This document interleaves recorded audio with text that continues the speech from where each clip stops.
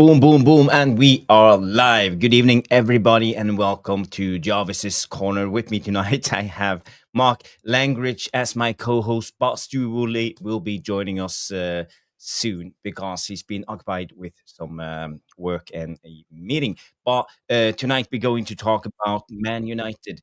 And oh no, I have some feedback, so give me 2 seconds. Let me just shut that down. Okay, here we go. So Manchester United is going for a January move for Inter Milan's Federico Dimarco. And Rúben Amorim is pushing to reshape United's squad, and the latest target is the Serie A's most creative defender. He's playing as a left wingback, according to Il Napolista. So it's going to be interesting. We will do a panel show. Stu Bolly just joined us right now. Big up. There he is. From my And hotel. we are going. Okay. You joining us from the hotel. So we are going to break down the game. We will talk about it, having a debate. I see we already have a super chat coming in, and a lot of people have tuned in. So we will be back right after the intro. So see you in a second.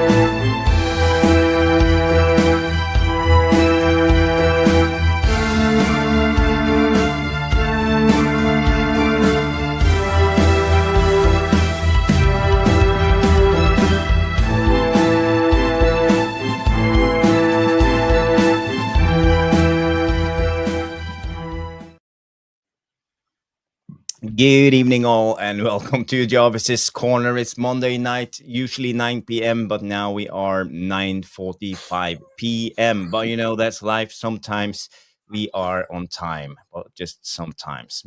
Most of the times you're a little bit late, but that's how the channel works. I hope you can bear with us. And I know Mark Langridge hates when people are late, so I'm so sorry, Mark. I'm so sorry, and thank you for all your patience. And the same goes out to you guys. Yes, and Stu Woolley looking smooth as silky. What happened? I had to have a shave. I'm down in Chichester, of all places, for meetings over today and tomorrow. So long journey for me. Good 4 hours. So I'm tired. The hotel's rubbish. I was expecting a much better hotel room than this, but I booked it, so it's my own fault. It looked good on the pictures. Dude, where are you staying? What hotel? Yeah, I'm staying at the Georgian Dragon in Chichester. So I know where you are. Yeah, so a nice.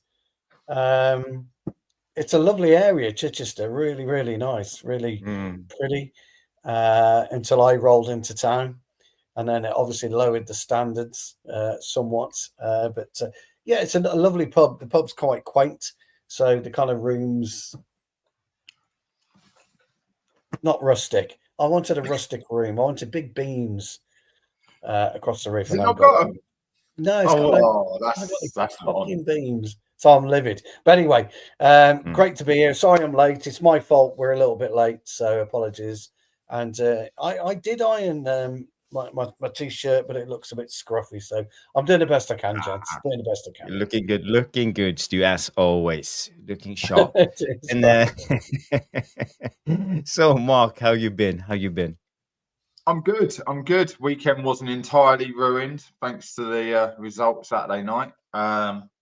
We had a narrow defeat on Sunday to a team we conceded 10 to the year before. We lose 2-1 to a penalty. One of the players learnt a very valuable lesson. Don't give the opponents a load of shit and then give away a penalty. Yes. But no, apart from that, all good. It felt like the weekend flew by because we were all expecting a defeat. We came out happy and we roll on to the next week and looking for top 4 before games kick off. top 4 on Saturday. We could. Looking for top 4. You know, will it last? That's the question, and we will analyze and start talking about this in a second. But first of all, I just want to say hi to all of you legends that have tuned in, and the first one of them all was nonsense Catherine McDade coming in. Big up Stu Jarvis and the Goats and Mark. So it's been fantastic. Thank you, Catherine, for coming in early, and so sorry that you had to wait. We have Jalem Alamin in the house. We have Jamie Wayne. Who else? Johnny Kermode coming in. Big up, Johnny K. Good evening, all. Let's get started. Chelsea, lol. Garnacho, lol. John Terry, lol. Frank Lampard, lol. And beating Chelsea in the rain, lol. Moscow, lol. Posh idiots, lol. Well, Chelsea. Bye-bye. Brilliant comment there, Johnny K. Coming in with some banter. Tom Porter is in the house. Big up, Tom Porter. Good to see you. Trevor Wade coming in. Evening, Jarvis. Mark Stu from his hotel room in the Red Light District. I don't know if Chichester's got one, Trev. I'll in a way, it has. You've got the student union. Yeah, I'll go and swoon around in a bit, Trev, and I'll report back. Just a quick one, Jarvis. Yeah. Dembele has won the Ballon d'Or. He beat out Lamine Yamal. Interestingly enough, though, ladies and gentlemen, how on earth did Cole Palmer get 8th? I mean, he had a good season, but was it really Ballon d'Or winning season? The World Cup. He won the Club World Cup. World Cup. Yeah, I suppose so. Yeah, I mean, it's a lot of money. Yeah, but it's good to see somebody other than Messi and Ronaldo take it, isn't it? So quite pleased about that. Donnarumma, one of the first goalkeepers, I believe, to make the top 10. Which is interesting. Yeah. And then McTominay, he came in outside the top 10. Outside. Yeah. So disrespectful, that. Yeah, Rafinha came in 5th. Mo Salah. No Kvaratskhelia for some reason, Jarvis. God only knows why, but there you go. Vitinha came 3rd. Nuno Mendes came 10th.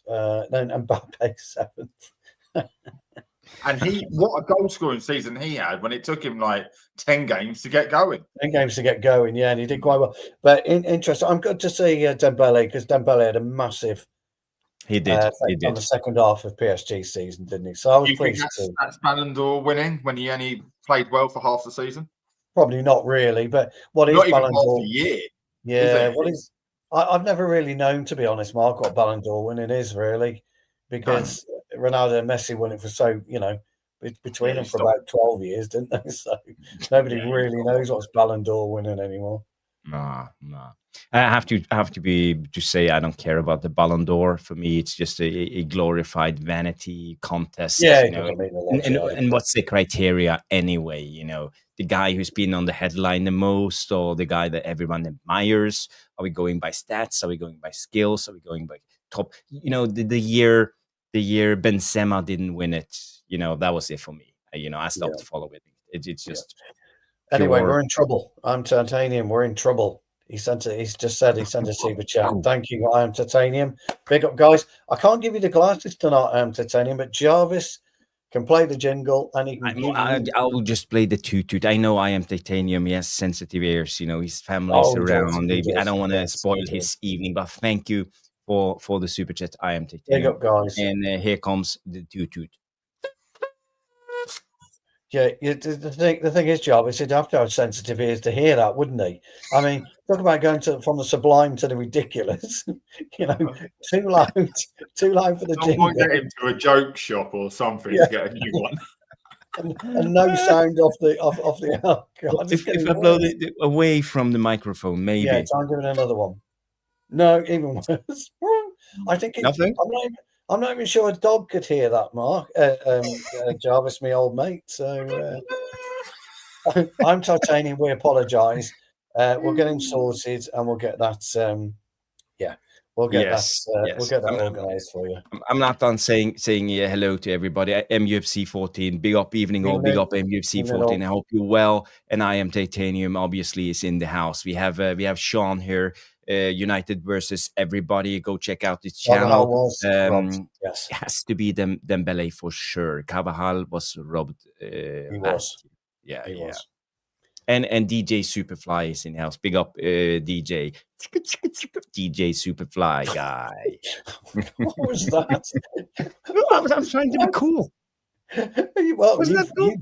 you flipped the script on that one, pal. What's the I went rogue. what's the avatar? Can't quite see. Big up, Nathan. Good to see you again, pal. As Nathan always, Lidu is thanks one for of the supporting loyal us. followers of the channel. He is, Bruno he Fernandes is up top for top 10 Bell and Door. Ballon d'Or, yeah. Evening, gents.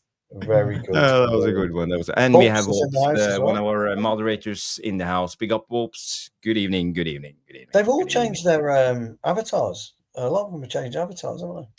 I don't know what's going on. StreamYard is acting up. YouTube is acting up. By the way, I figured out something today. There's something called hype. And now all the algorithms care about is the hype. So after the show is recorded, you have to go back, go to comments and swipe right one time. And then you come to something that's called hype.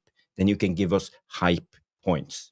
And as many hype points you get, the more they will push the video. So this is the new algorithm from YouTube. I don't know why, but it's just the way it is. So please do us a favor, go and press hype. But you can't do it until the live show is over and it becomes a recorded show.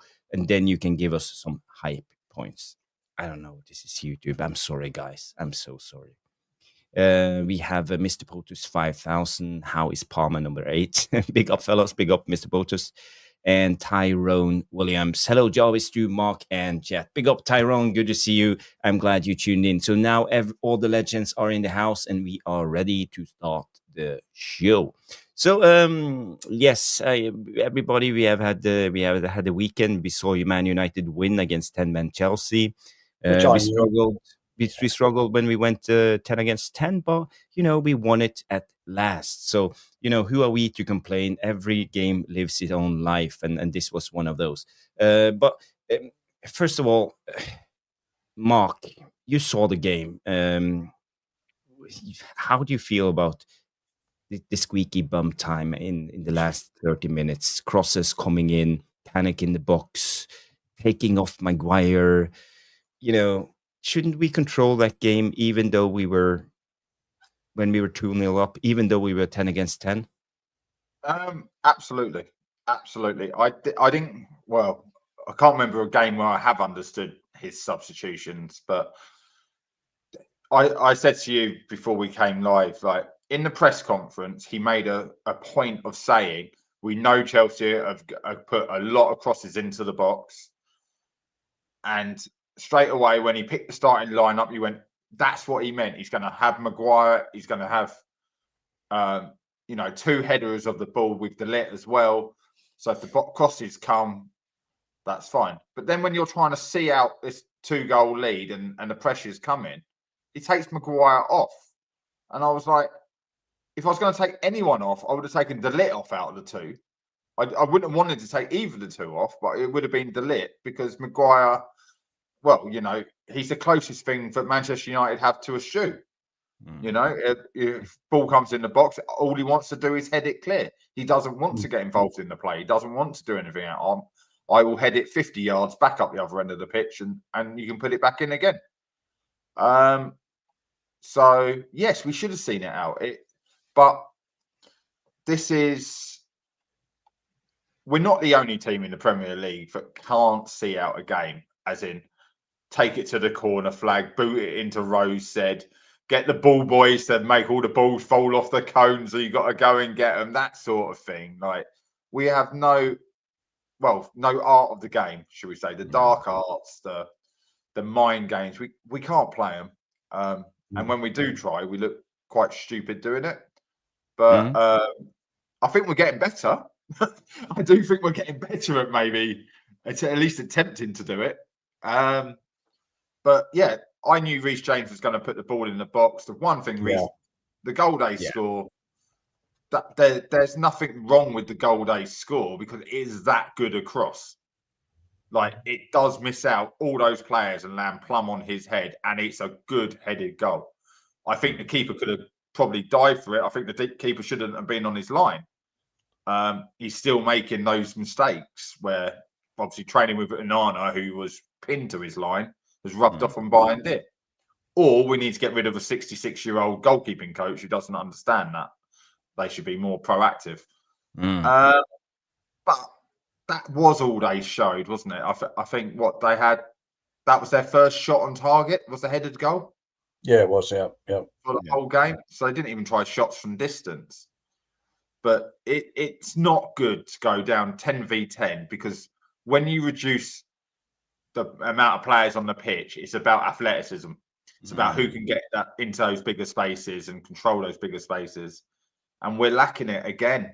You know, I feel like I've been saying it for 3 years. We didn't have a good enough pre-season to get fit enough to run 10, 12K a game. And that's what the Premier League requires is a minimum of 10K per player. If you lose a player each, then it's got to be 12, 13K a game. There's more ground to cover. So, but all in all, I thought taking Maguire off was the biggest mistake he made. I would have preferred that we had if he took Maguire off, bring on Aiden Heaven. What's he, 6'4"? He's a bit wide, a bit broader than Euro. But yeah, I don't get the substitutions at the moment.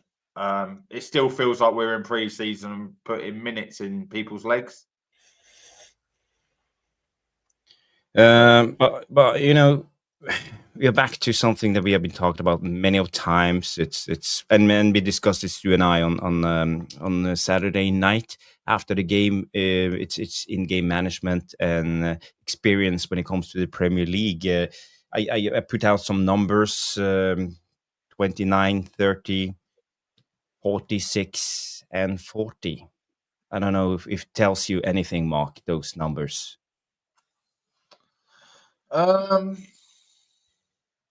It's the age of the assistant coaches of Amarim.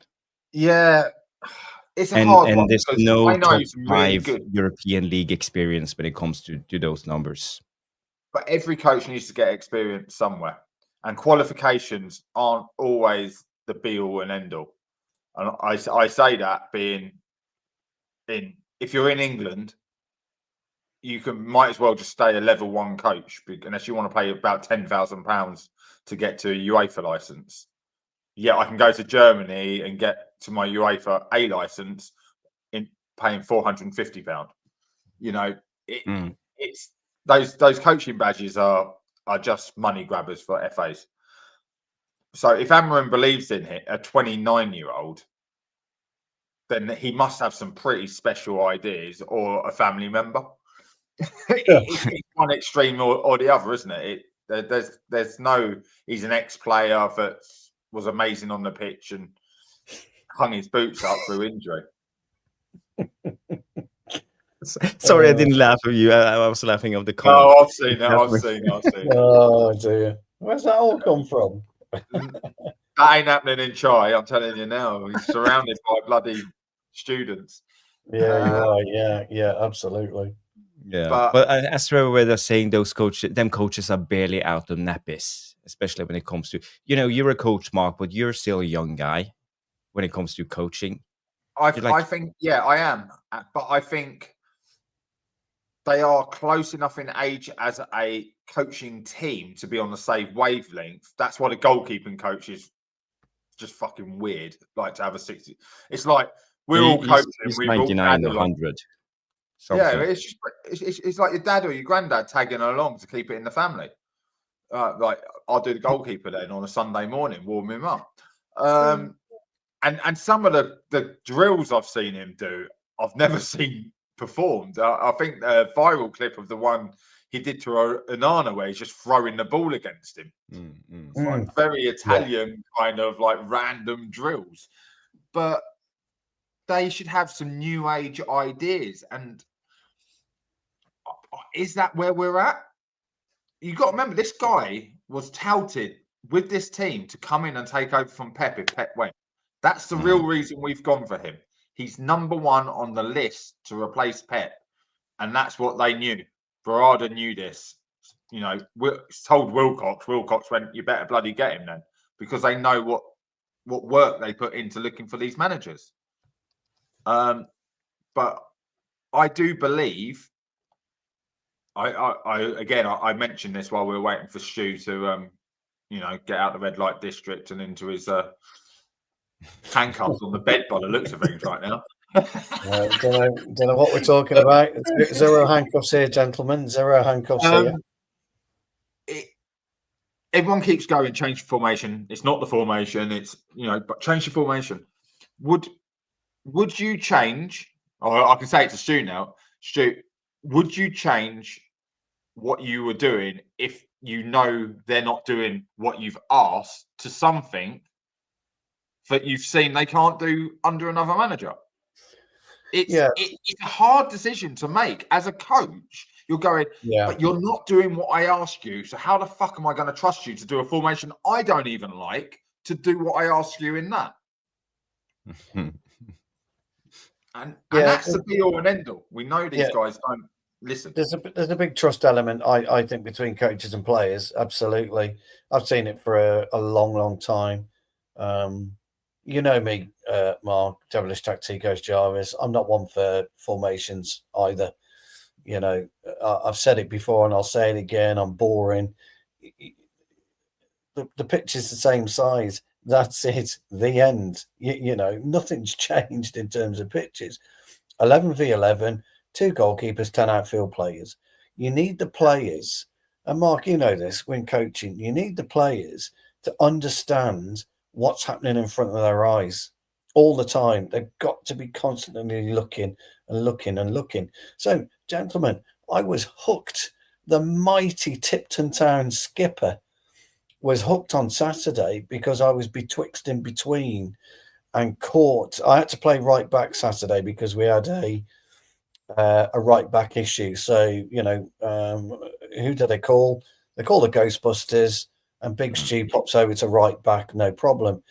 Now, playing the full-back position's not tricky, but I was actually betwixt in between by trying to make the overlap and make something happen in the final third of the pitch. And then as soon as transition was achieved from the opposition, which was Pershaw, the ball was then lobbed in and I'm out of possession. Yeah. And so the gaffer hooked me. And we're talking on the sideline when the game re-kicked off. I said, you're blaming me for something that is kind of out of my control, because my right winger at that particular time wasn't backing me up. The right-sided centre half wasn't coming across to back me up as well. So I was, it was kind of none of my fault. So I was reinstated, because at our age, guys, you can do roll on, roll off subs. So I was reinstated, on 60 minutes. We ended up winning the game 5-1. Obviously, everything to do with me, coming back and reshoring up that defence. But the point being is that managers are talking about specifics all the time. This is what I want you to do. This is where I want you to position yourself. This is what. But unless you're actually on that pitch at any given time and not necessarily understanding what's evolving in front of you, but 100% listening to the gaffer, you'll never succeed as a football team, because you have to have this push-pull effect, this give and take effect. The manager's got to be able to say to you, look, in principle, this is what I need from you, but I need you also to act upon instinct. And as well as I do, as well as I do as a striker, instinct is, 90% of your game. And, the finishing is obviously important, but instinct gets you into the position where you can finish. And so once we kind of got that out of systems, I'm on the sidelines, I'm having a bit of a whinge and a bit of a moan, I go back on and I just play my normal game. And and I'm more comfortable. I didn't go back into centre half. I'll be back in centre half next Saturday. But there are areas where players can get caught out a little bit. And I come on here a lot, don't I, and say, work your way into the game, sort yourself out during the game. If you've got to foul someone, foul him. If you've got to kick him. If you've got to push him. If you've got to do something to disrupt it so you can take a deep breath and reinvent yourself again, then you should do that. So, it happens all over the place in any game. And we look at it sometimes, and I have a real problem with elite footballers. Why can't you do that? Why can't you understand it? I think Mark's right, really. And you are as well, Jarvis. Amarim made some baffling decisions on Saturday. Let's be clear. You take a Maguire off. I wouldn't have changed De Ligt either. I would have kept Maguire, De Ligt. I might have moved Shaw out and brought Yoro in, if I'm being honest with you, lads. I definitely, and Jarvis will say, I didn't want Sesko to come off, Mark.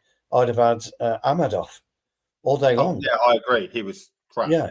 And Sesko needs to have that that run in the team. Jarvis called it after Casemiro's first booking. What are you doing? Get him off. Jarvis put it in the group. Get him off, and he was proven right. We're going to get a red card. He was proven right. So there are certain things that we can see as fans and lovers of football. We don't have super licenses. We just understand the basics of football. So I agree with you, Mark. We're not fit enough yet, which I can't get my head around. I really can't understand that, why we're not fit enough. But yet we still cannot do the basics right. We still can't control a game of football when we need to. We can't be... I was going to use the word penetrate, but some of the messages tonight about red light districts and, Catherine's message of activity that I may want to do after, I'm not going to use the word penetration. I'm going to use a different word. When we transition a ball, we're not quick enough with it. And all of this actually was demonstrated on Saturday. We played very, very well to get up 2-0 up, and then we thought we'd won the game at 2-0. Nobody thought Chelsea would get back into it at all. And 10v10, I think we'd all agree we were the poorer side, weren't we? You're right. By the way, Mark, Chelsea had one effort on target and they scored from it. And you're also right about the cross. That cross from Reece James was absolutely brilliant. But I also agree, and I said on Saturday, whenever we went live Saturday night, I did say, I couldn't believe Bayern didn't make an effort for it. Couldn't believe it. I think it was there to be taken. It was a whipped cross, but it's 4 yards out. So couldn't believe it. Couldn't believe that had happened. So I think what you've said is there's a lot of truth behind it. Jarvis is right about the age group of the coaches, but the players have really, really got to start, managing themselves better on the pitch, because I just don't think we're doing it. So, but ultimately, we got a 2-1 win, and as Mark quite rightly puts it, top 4 Saturday, because I think we're beating Brentford. I just don't think Brentford have got it this season at the minute. We did say one of my reasons, Jarvis, for us moving up to 66 points and probably 6th or 5th is because Forest have fallen off a tree, Brentford have fallen off a tree, Villa have fallen off a tree, Newcastle haven't put it together yet. All these teams. I remind you, Brighton just beat Manchester City a couple of weeks ago. So so Brighton and Bournemouth this is the Premier League. The only ones. Brighton and Bournemouth are really the only ones that are, carrying on where they left off. Everybody else is having this push-pull effect. Leeds won't maintain it, we know. Wolves are struggling. Everton are struggling. West Ham Everton looks good. I like Everton after. I rate Everton after I thought they were unlucky against Liverpool in the derby. So we've got an opportunity to push ourselves up the league. So I'm with Mark on this. Saturday lunchtime, before 3 o'clock kickoffs, let's revel in the potential of top 4. Why not? We haven't had much to do a shout about, have we? Top 4, well, apparently we're playing crap, and I have to keep pointing out to people we're playing 4 of the top 5 in the first 8 or 9 games. We're level on points with City. Yeah, we're level on points with City. Yeah, and we're 4 points off the top as it is anyway. Something. I think Liverpool are 5 points clear, aren't they? So I'm not quite sure what the league is. But But guys, okay, we can sit here and talk about top 4, and everybody's like semi-smirking when we're talking about top 4. Because they are. Because we all know the reality. We are Man United, and we are serial butlers when it comes to this, and we haven't been up there competing for real for 15 years or something like that, maybe 12. But, to be honest, we have to be honest with ourselves. And, we feel good now. We won the game. And that's how it is. Last weekend, we lost against Manchester City and all felt bad. We all felt bad. It hurts to lose football games. But I try to look behind the result and see how we play, what we are doing. Are we doing anything better? And do I see any consistent patterns? You know this, Stuart. We've been talking about this for so long.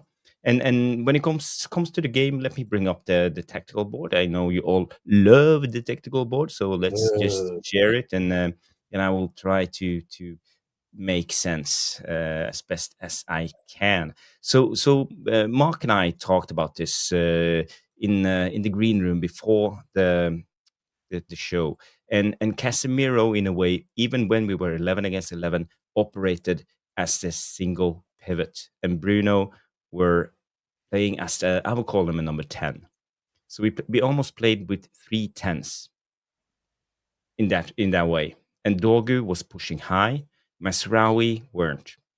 So in a way, we shifted over to a 4-1-4-1 formation, I would say. And people who are not saying Amarim is not changing things up, they don't have their eyes open, or they don't look for the details. But that was interesting with this is how we play. We don't dilly-dally. We didn't try to attract pressure and play out with 100 passes in between ourselves in the back 5, and then try to, I don't know, to set up traps for the opposition. We played really direct, and one of the guys who did it was Mazraoui and De Ligt. So Casemiro didn't do anything spectacular. He just roamed from one side to the other in his position. Sometimes on corner kick, when the ball came long from Chelsea, Casemiro even dropped down as a centre back, and Maguire pushed up just to win the header. That's like small details that I love, because it's about effective football and play on players' strength. And I think we need to do more of this. So people saying Amarim didn't change things up, I think they're wrong, because so many things happen. And also when it comes to De Ligt, every time he was on the ball, we are used to see a guy like Lenny Yoro here. And Lenny Yoro is brilliant on the ball, but it takes a little bit too much time, because we all think that the master plan from Amarim is to attract pressure, and then you play the ball to the number 10. But we didn't, because every time De Ligt had the ball, he did it simple. Just play the pass to Mazraoui, or played it directly to Mbeumo, or he shifted play to the other side, played it long to Dorgu or Ahmad. And when you look at the statistics from the game, I will bring you this. I don't know if you can see this, but when it comes to passes into the final third, Matthijs de Ligt had 8 passes into the final third. Mazraoui had 12. But there weren't anything spectacular. We just put the ball in there and did our thing. So I think Amarim, he changed up his way. He played much more direct. He played a much simpler football. And I think, when tough gets going, don't overcomplicate things. Simplify it and make it relatable for the players. Stu, this is where I want you to come in, because you have been saying this all the time. Yes. Yeah. So where's the old board, my old mate? Oh, yeah. I will bring up the board. Okay, give me 2 seconds. There we go. Yeah. So the interesting thing, you're absolutely right. The interesting thing about De Ligt, more than anything, on Saturday was his elevation at times. He put in 4 crosses from just outside the 18-yard box, which is unusual for De Ligt. He doesn't do that. Yoro wasn't really penetrating in that kind of area. And Mazraoui was the key element to that, by the way. See you, Jamie. All the best, mate. Mazraoui was a key element to that. Having Mazraoui in the team and Mbeumo allows De Ligt or Yoro or whoever plays on the right side of midfield of the back 3 to be a little bit more elevated. I don't like it, I don't. I prefer our centre halves where they should be. The spot about Casemiro switching with Maguire for the header is absolutely correct, and That's something he's not really done before. Old Amarim, or made a real point of it. What I thought was really interesting was the way that they allowed Cucurella to cross the halfway line, but tried to stop Reece James. And that was really down to Cucurella can't cross for toffee, and Reece James is one of the most dangerous crossers of a football in the final third, and he's proven that throughout his career. So that was a very well educated passage of play, really, from Rúben Amorim. But we did let him through once, and he produced a cross, and they scored from it. I think what was more interesting for me is, as you quite rightly pointed out, Bruno playing up a very, very high line, playing almost like a third number 10. I think that kills Sesko, hurts Sesko, because as you pointed out again, before Sesko joined us, you felt Sesko wanted to play and pick the ball up in a 10 role. That's his more natural position, where we need him as a striker. And so if he's not going to be the out-and-out 9, then him and Bruno are going to just run into each other. And I felt they did that a few times on Saturday. For me, Ahmad was our weak link. I said it Saturday night. I'll say it again. He was our weak link. He's not offering us anything. I feel it's so much. He's actually regressed. But still, look at this. I felt that Ahmad's game is not receiving the ball with the back against the opposition goal, and I think a lot of the time he needs to. I think it would be much better off if we had the same constellation as on the right side, but on the left side with Ahmad going outside and Dorgu tucking in. Well, I felt that they were both trying to keep the width, and then you have Luke Shaw into all of this trying to keep the width. So we almost had like 3 guys wanted to do this, and you could see on the right hand side it worked so much better because Mazraoui was inverting and Boomer was going outside. Bruno was taking the middle role, and the Ligt was pushing up. So we always had an overload on Chelsea's right hand side, and this is where I felt we were dangerous. Sometimes we shifted play and we had a lot of crosses from our left side, but I think that there's something wrong with the dynamic with Luke Shaw, Dorgu, and Ahmad. Doesn't work, Jarvis. It just doesn't work. Ahmad doesn't cross the ball. Cross the ball. Luke Shaw. That's the problem, because Dorgu terrible at crossing. Ahmad doesn't bother. And there's only Luke Shaw that can do it. But, you do open yourself when Shaw pushes up, you open yourself up for a quick transition, and they've got a load of space to run into. But no, I think you're both right. The way that you've set that up is right. The way you push the arrows is right. One thing that really struck me about De Ligt more than anything is I love his body shape when he shoots. It's quite funny. If you saw him, because he's not a... when he gets into that position, he can't hit the target, can he? It's not what he's about. He's a defender. That's sure. Yeah, he's been one of our best players so far this season. I just loved his body shape, especially the one that he dragged wide and he claimed it was a cross when it was clearly a strike. I thought it was quite good. But yeah, ultimately, Amarim's problem quite at this point in time is Ahmad. We talk about the midfield conundrum. I think the Casemiro Bruno conundrum worked very well. I think Ahmad, right, just at this point is our main issue.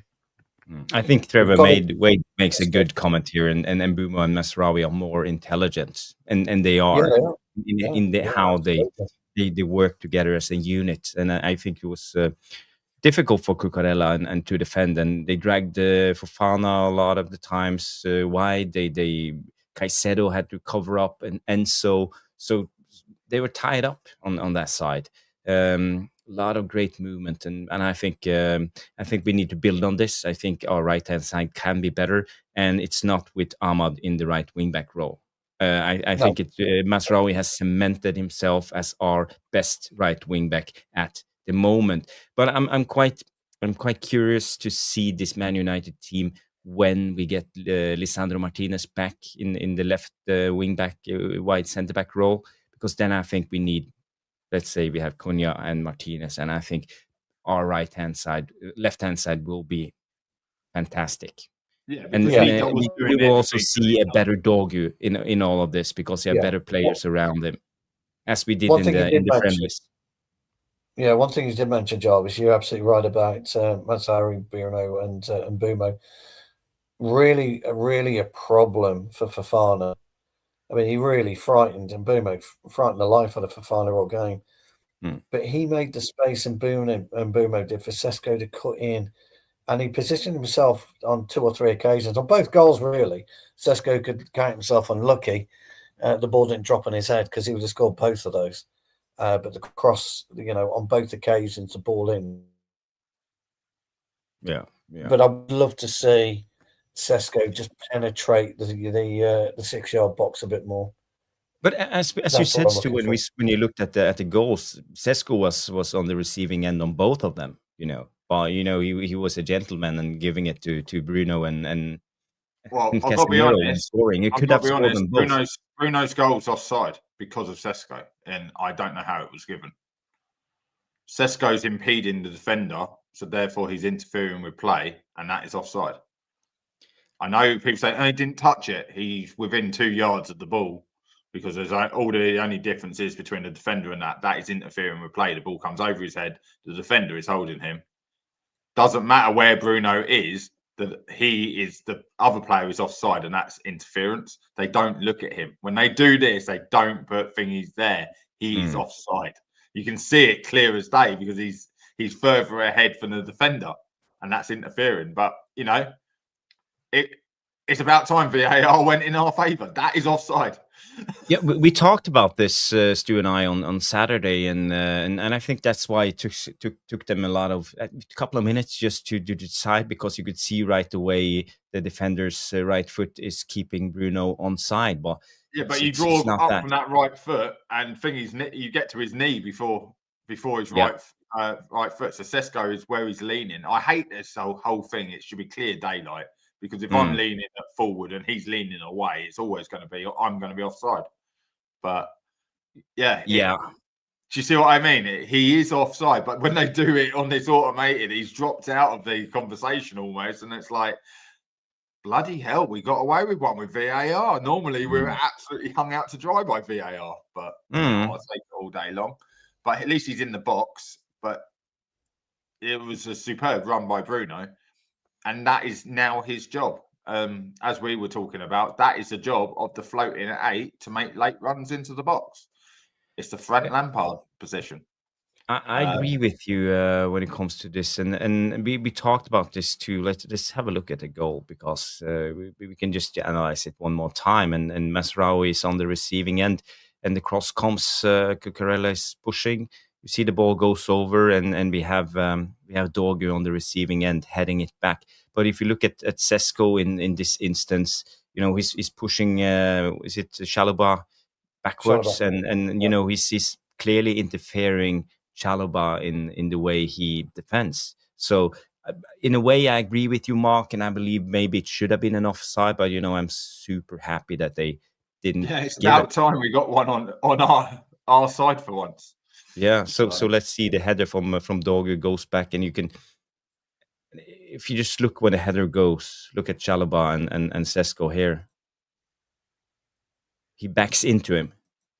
The thing is, it's such a good header back into play. Stu, I think you said it was crap header last night. I'm like, actually, where else is he meant to put it? Because all the players are running back away from him. Yeah, the reason I thought it wasn't a great header is because I would have looped it over to Sesko. That's what I would have done. That's the only reason I thought it wasn't a great header.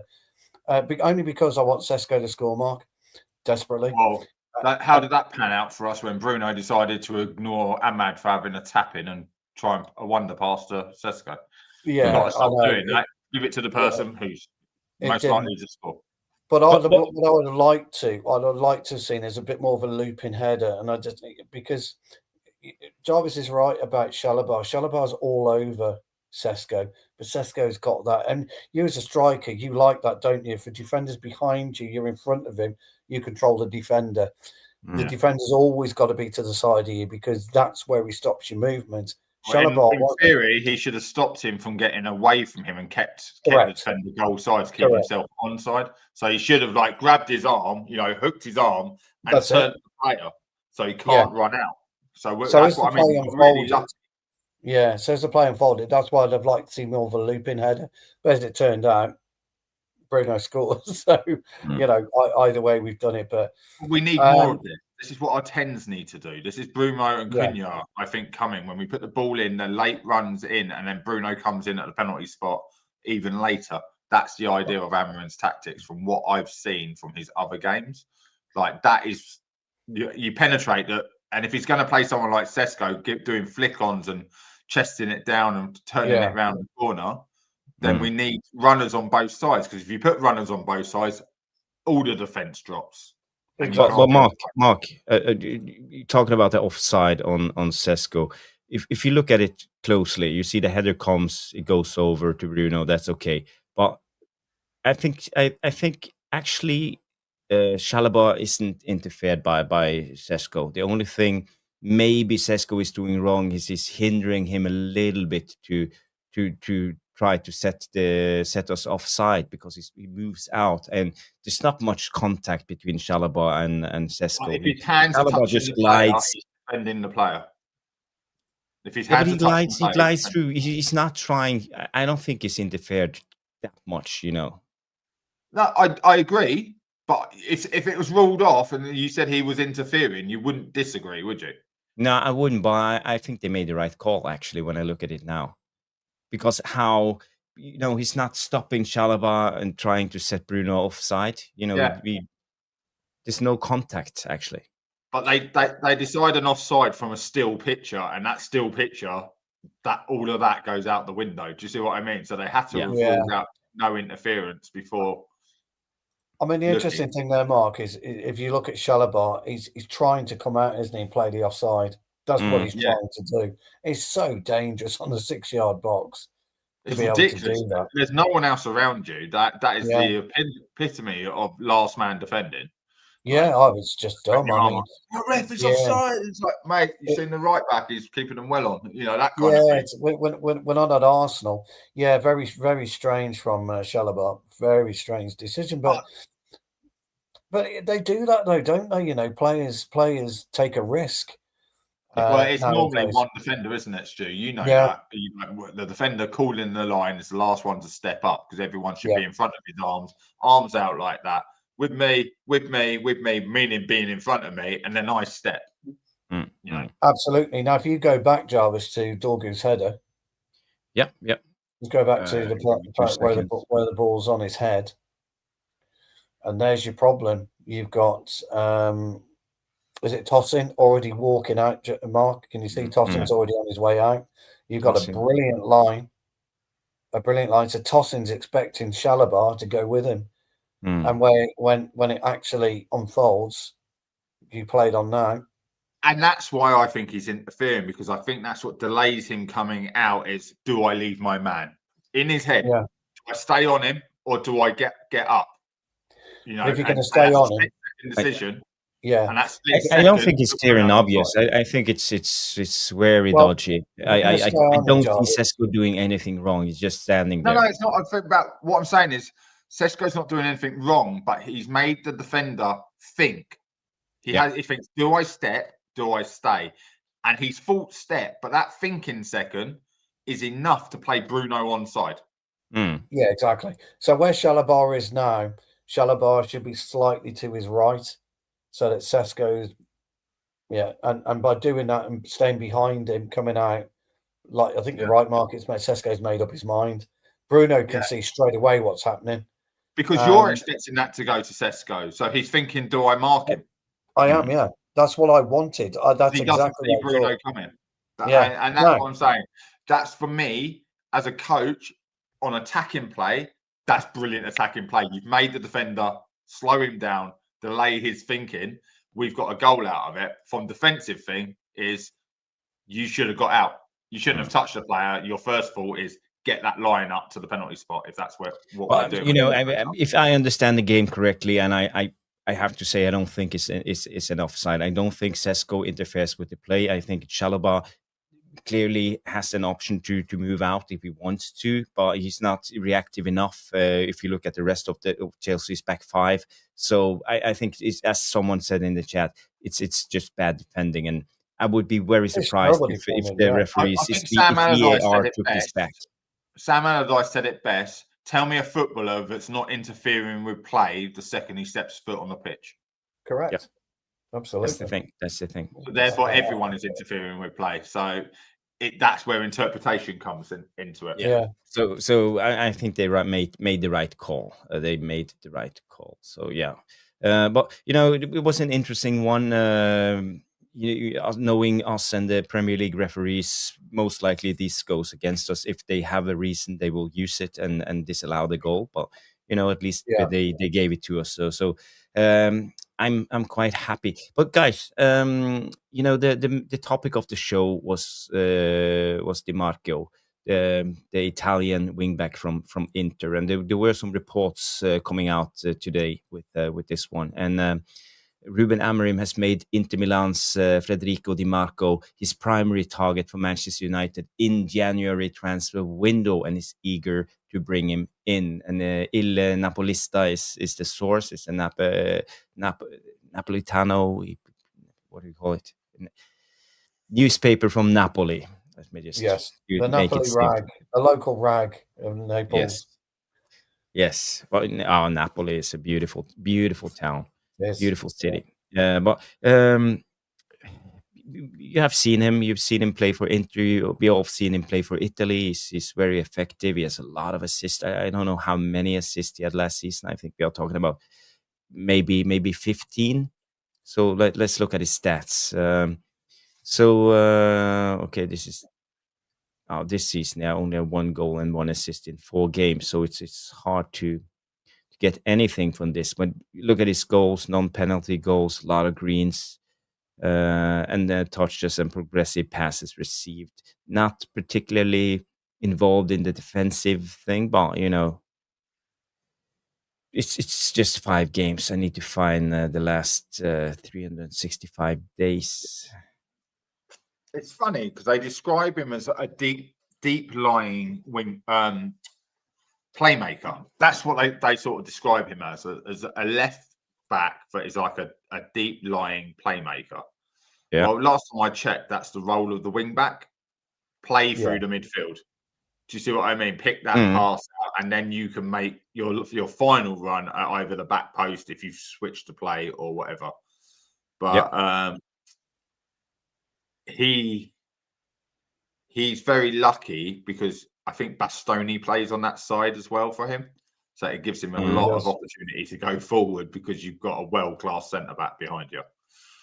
Yeah.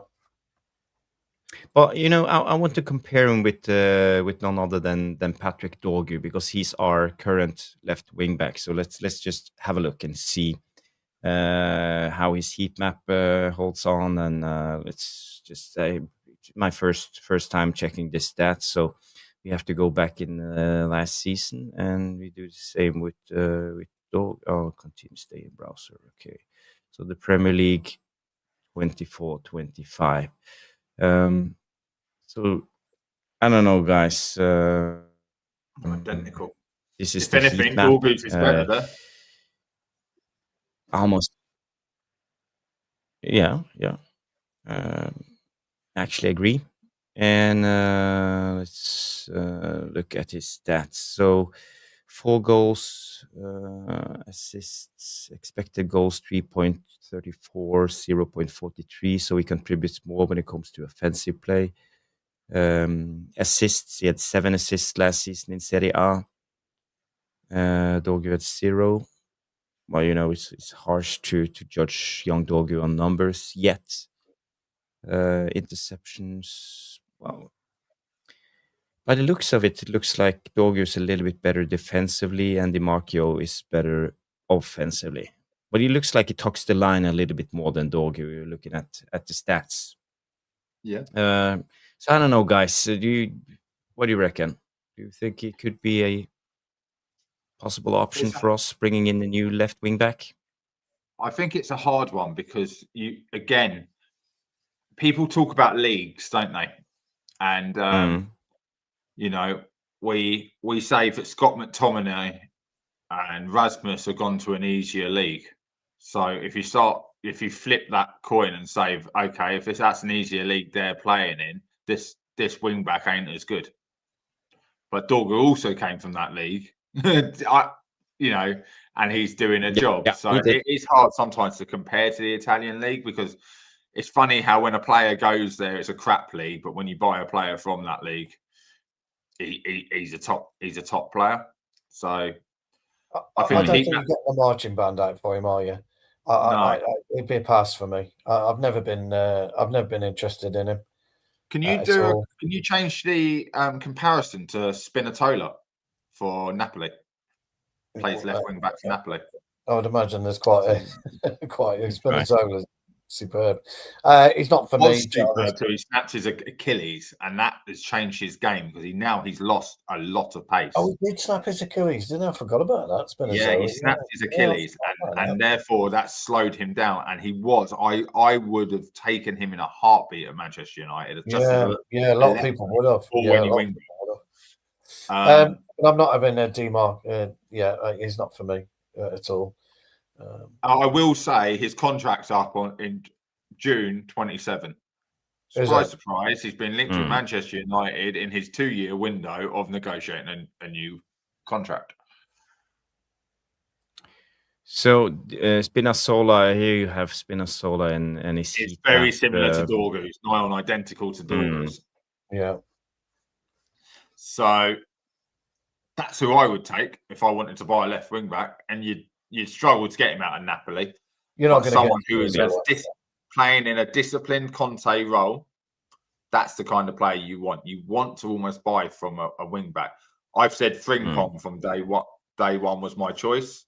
Obviously, we can't have him. So therefore, on the right, I would take his fellow countryman from Inter, the right-handed wing back, rather than the left-handed wing back.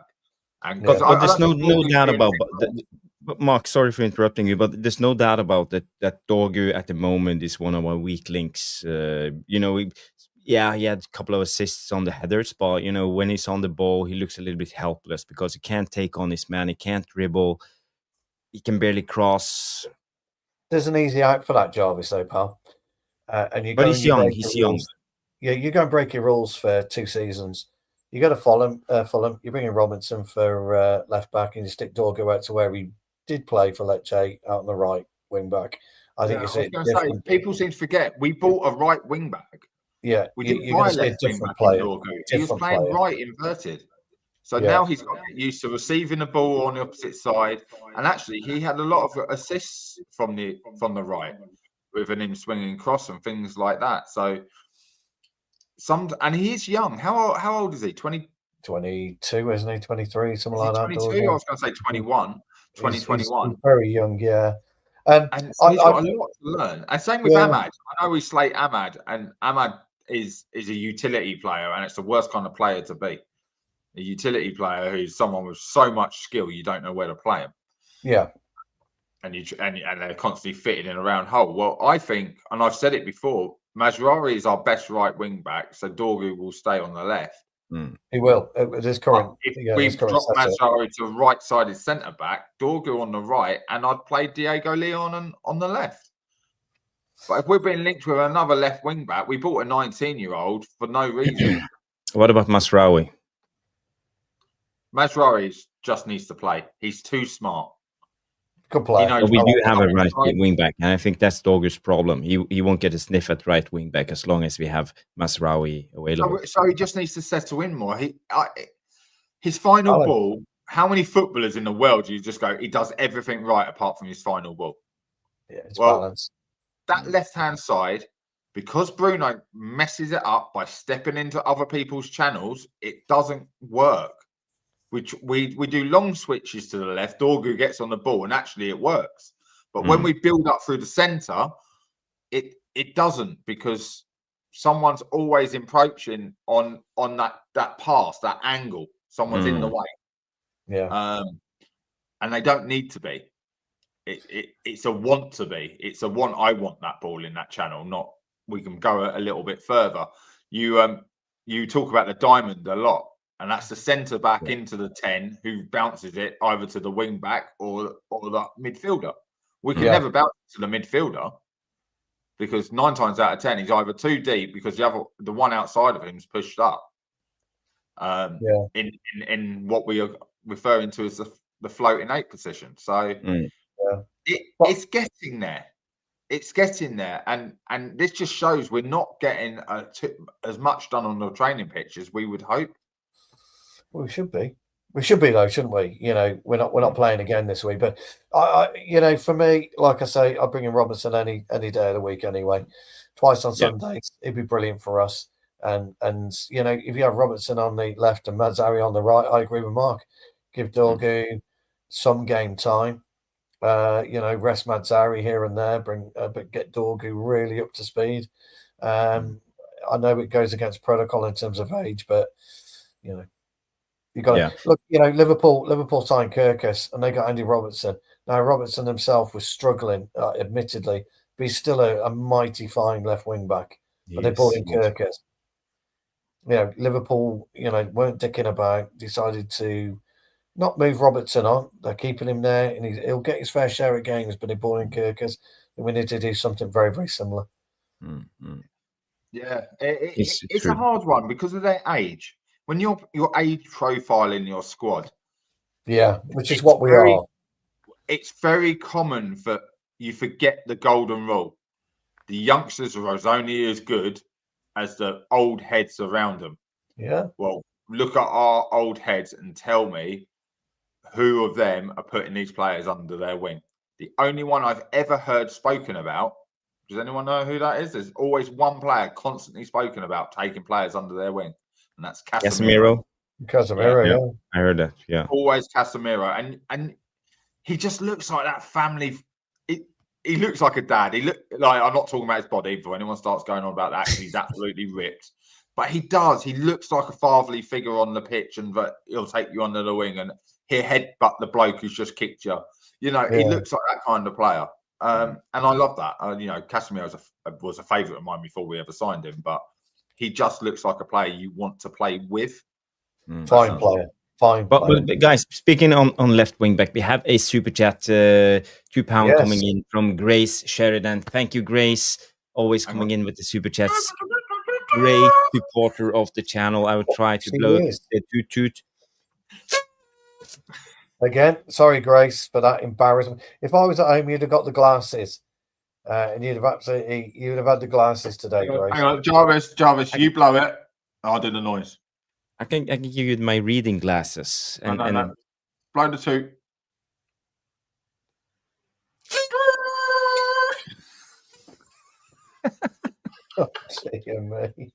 Special effects provided by Mark Language.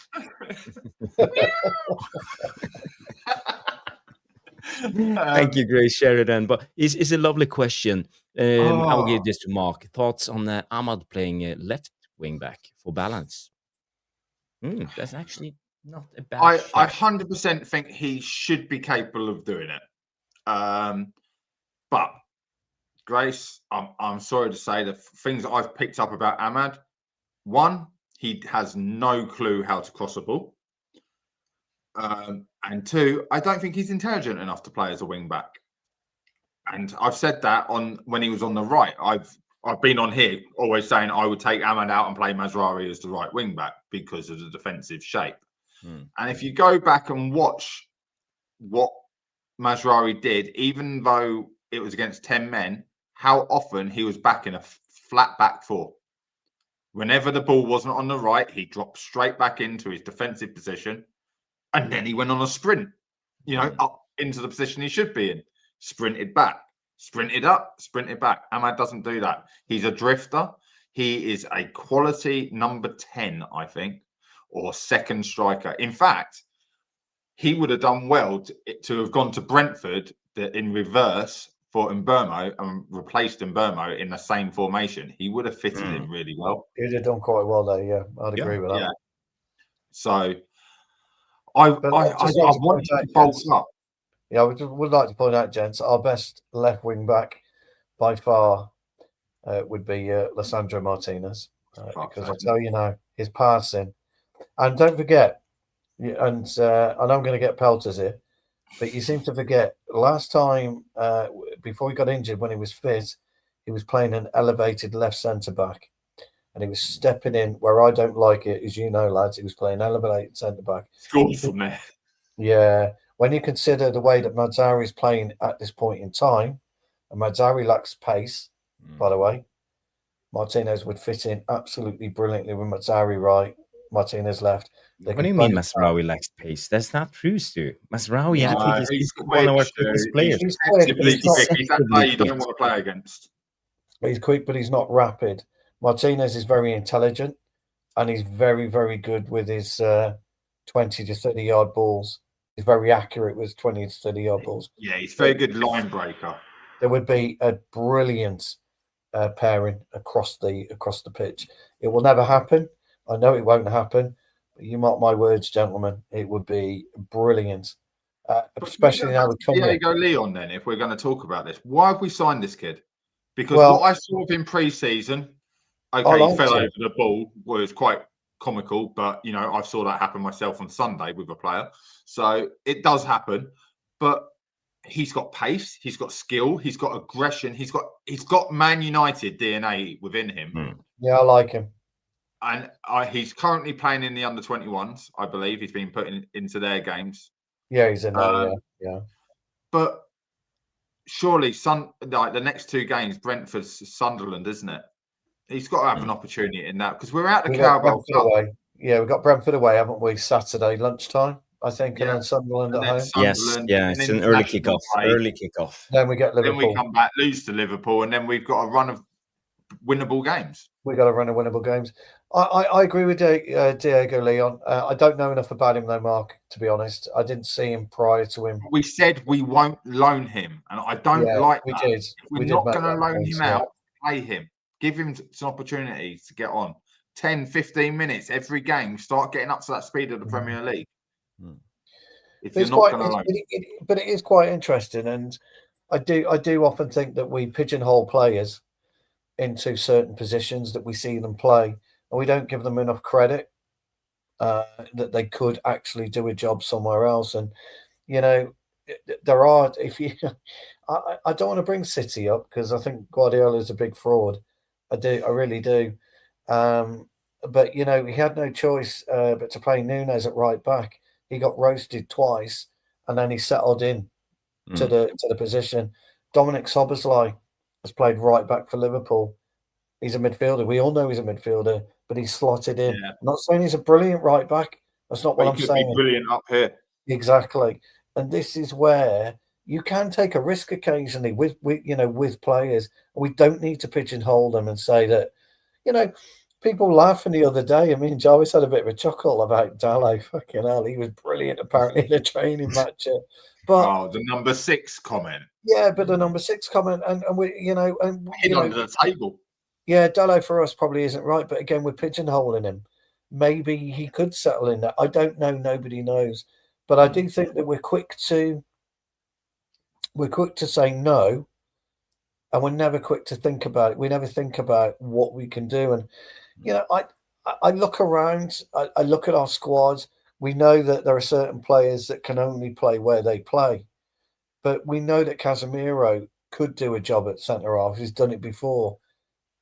Maybe not. Probably could do a job up front. Not brilliant, but he could do a job up front. I just think that maybe we need to consider that other players that we've got that play out, could fit in and do a job for us at this particular juncture in our life. I mean, crikey, hey, what have we got to lose?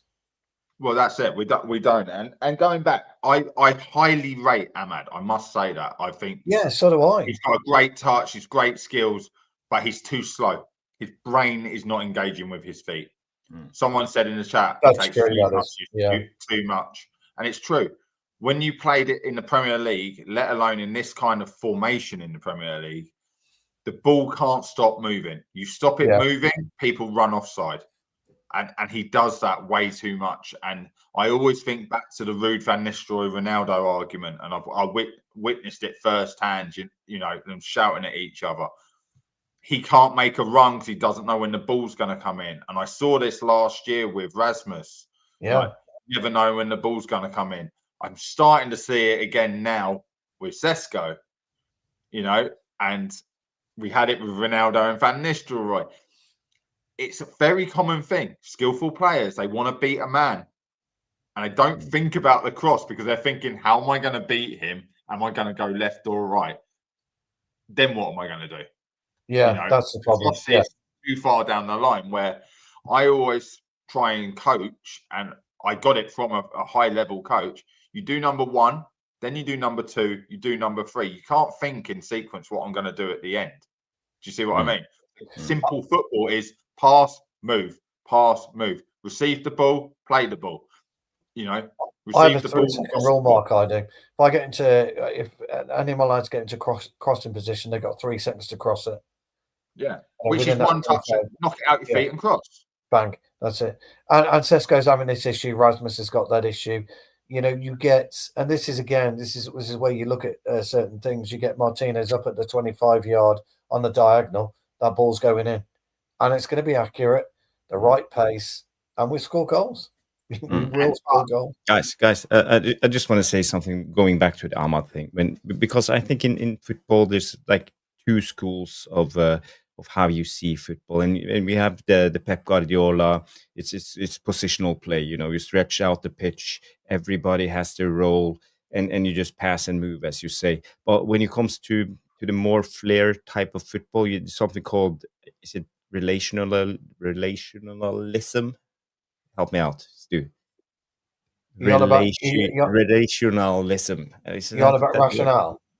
No. It's about how you position yourself relevant to your teammates. Okay. And you just slide in, you tuck back, you cover behind, you go into space. But it's not about being in a specific position. It's about just how you float, and you float like a unit. And you could see it, let's say last season when Ahmad and Anthony played on the right hand side. You could see it.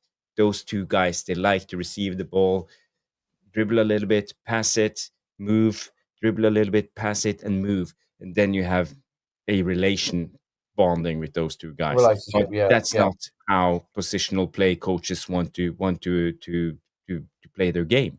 And I think this is where Ahmad struggles a little bit, because he don't get that freedom under this rigid 3-4-3 system, because I think he's obsessed with his diamonds, and that's the way he wants to play. So I think Ahmad will suffer, and I don't see a long future for him on Old Trafford, to be honest. What I will say is Ahmad is getting played, so he's doing something right in training. Yes, Lightning, thank you. Relationism, yeah. Yes.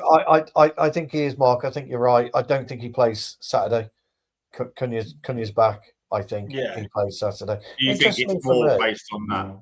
Yeah, interestingly for me, Ahmad was almost the main man, wasn't he, for the second half of the season, scoring some very, very valuable goals for us. Well, he scored the same amount of goals as Bruno did, including Bruno's 5 penalties. Yeah. He scored the same amount in half the season. Yes, exactly. And he scored some great goals for us, didn't he? FA Cup, some special goals. But why do you think Ten Hag couldn't find a place for him in this team, for example? Well, for me, I think it's come down to this. Well, I'll tell you why, Charles. He's a fantastic footballer. He just lacks intelligence at the right time. His decision making, his quick thinking decision making, is just not good enough at this level. I was watching Mazraoui yesterday. Did anyone watch the City game? I thought his decision making was abysmal as well. But I watched the game before, he was unplayable. He was, wasn't he? That's exactly right. Yeah. And you look at Martinelli, his decision making was quicker, it was better. Normally he's rubbish. Trossard gets in front of Martinelli at the moment. And I just want to see Ahmad's decision making become a bit quicker, not just chop back all the time. See your man, see a gap, hit the space. Do you think it's confidence? Get that crossing. because most of the time, something like that, you'd say it's down to his confidence. But he doesn't strike me as a player that is low on confidence. I wouldn't think so, to be He's fair. tried 2 overhead kicks and missed the ball twice in the last 2 games. He did. If he tries another one, did. I might go on there and like chop his legs off. But do you know what I mean? But to make yourself look stupid once is one thing. To make, because there is nothing more embarrassing, is there, if you go for an overhead kick and miss the ball? That is true. But to do it twice in 2 games, I love that. That's full of confidence, and I'm all for that in my footballers.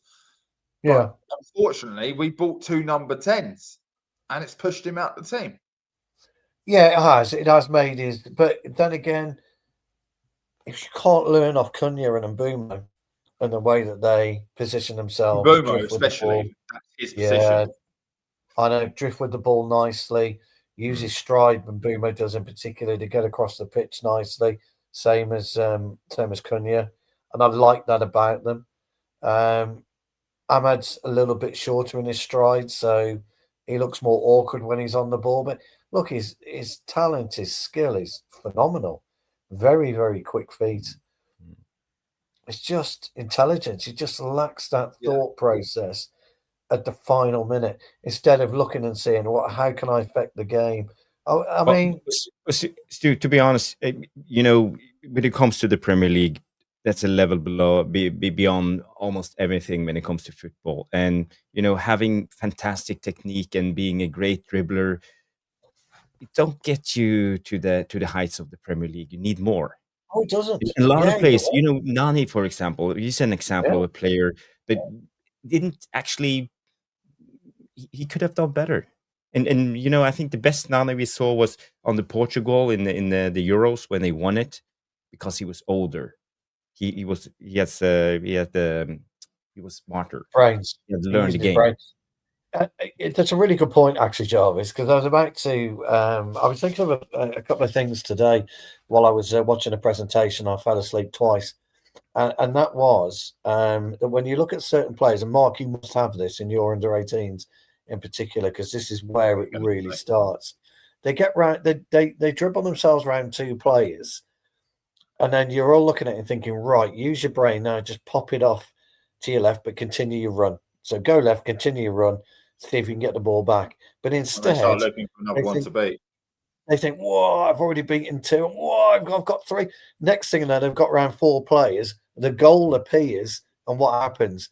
The brain just goes to mush, and all they see is the lights. They're already visioning themselves peeling away, celebrating his goal.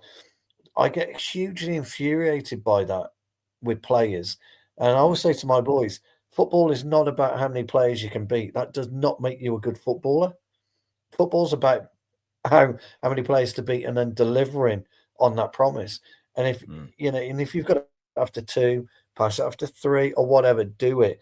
Ahmad will go round 3 or the same player 3 times, as Mark pointed out about 10 minutes ago, and then go back and knock the ball to Mazraoui or Mbeumo or whichever, Dorgu or Shaw.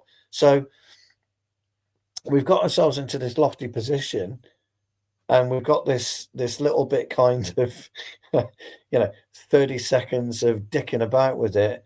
But all we're doing, Jarvis, is moving backwards instead of doing something in that final thing. Now, he did, didn't he? He did get past Cucurella on the byline, didn't he? Push the ball in. He dribbled over the byline and then... for a goal, but the ball went over. But he did do that, and that was a lovely piece of skill. And to be honest, I was saying, will you cross the fucking football, please? And all of a sudden, bang, bang, and he's got it. And that's the infuriation for me. He's got that vision on very, very rare occasions. He's got the skill, and he delivered. But unfortunately, he was just unlucky at that time. So I want to see more of that from Ahmad. I think he's a fantastic footballer. But Jarvis, I agree. He's not going to be. I don't know if we've got any wingers like watching this or watching back. So what I will say is what I would say to any young winger, especially someone. Do you remember Jadon Sancho before we bought him? He was a prime example of doing this. He beat a player and just went, and then didn't beat a player.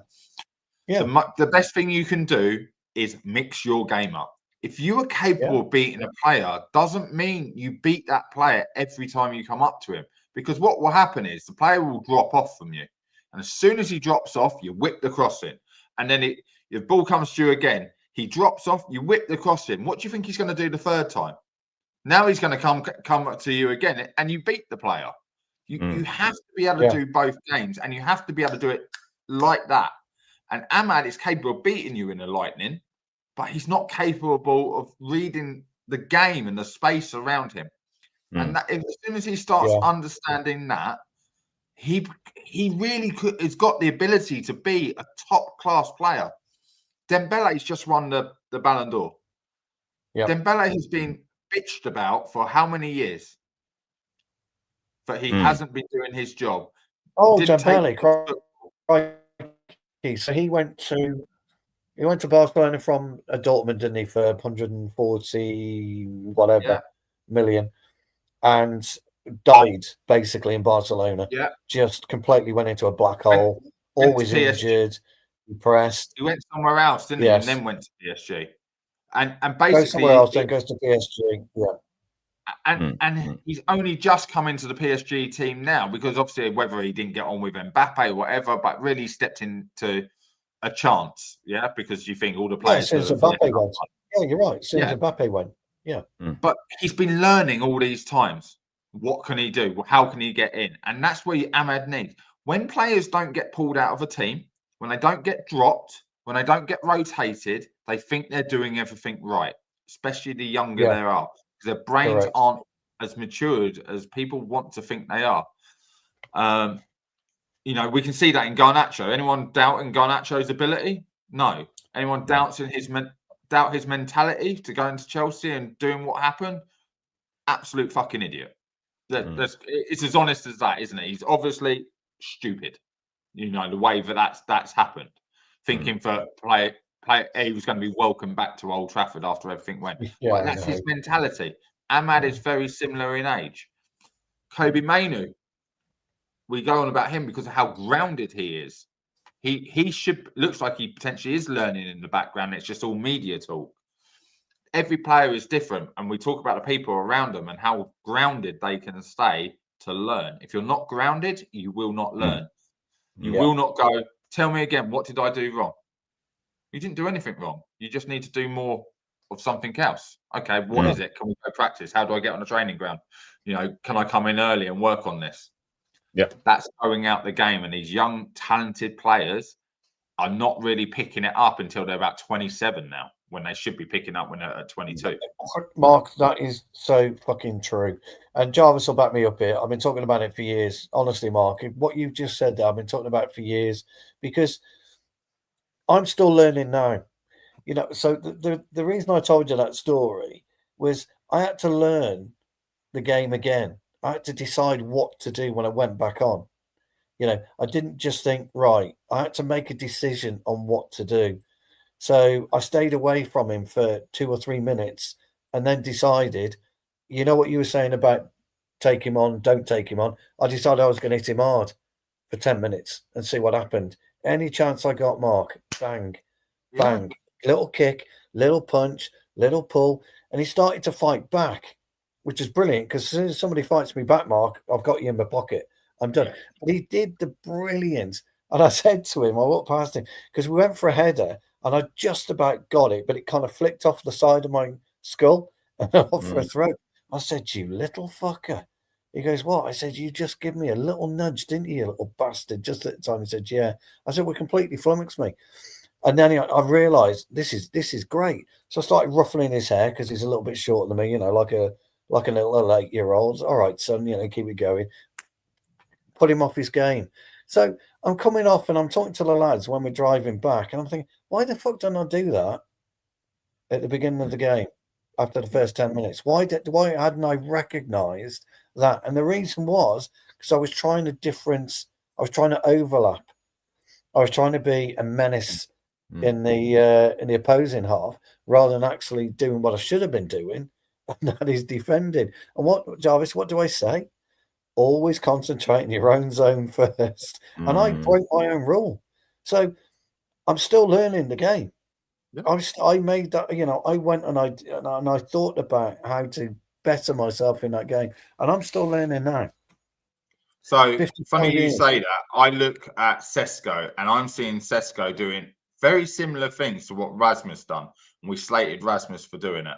The only thing Sesko's got in his favour is about 5 inches a lot taller than what Rasmus was, so he's winning the flick-ons. Okay, but he's starting to get involved in the physical battle because that inexperience of a physical battle, they don't really have it in Germany.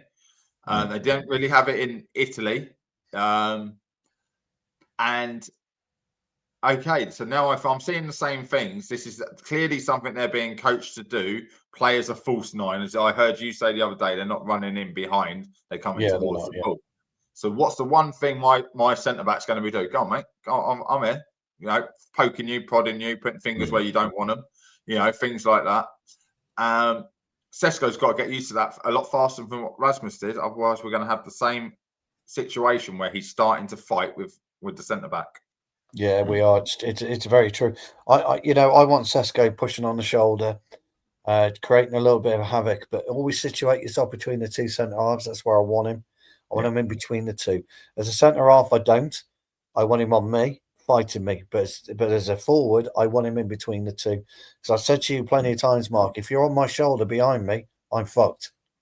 Yeah, I'm fucked because I've got to somehow get around to you. If I can't cut the ball in, if the ball's coming in from the left, you're behind me. I can't cut that out. I'm fucked. I don't like how he uses a striker at all because if you're single person up front, bear in mind, people, playing one up front has been done in the League One before there was a Premier League. It's not new football, right? They're playing a single striker. Okay. But what you do between a back four and your holding midfielder or the deepest centre mid, as it used to be just be called, you rotate between the three players so no one knows who's got him. You might come short and they're like, well, you've got to pick him up because he's come out of the pocket. I'm not stepping out of my back four.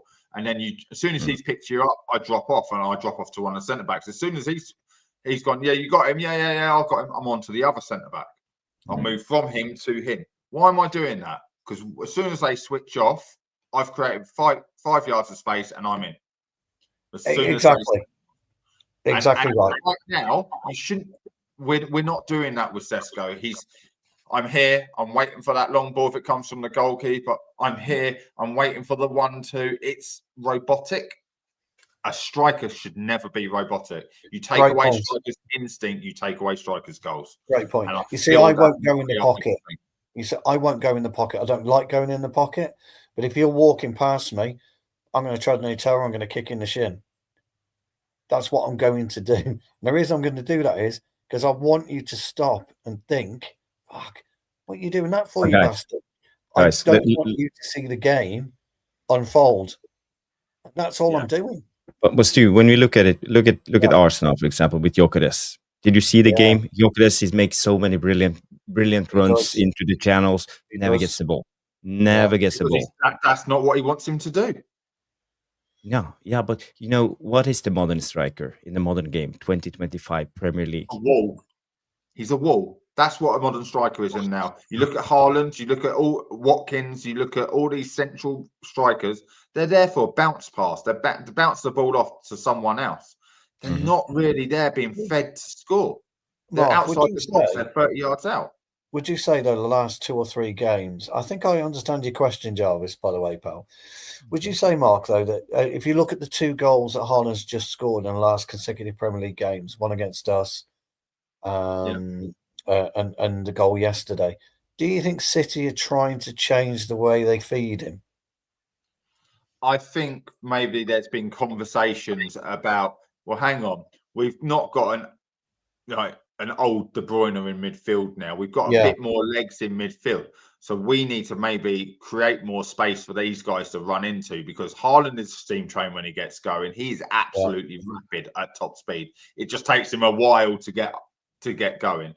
I've seen that firsthand watching so much of him at Dortmund before we wanted it. I bought him.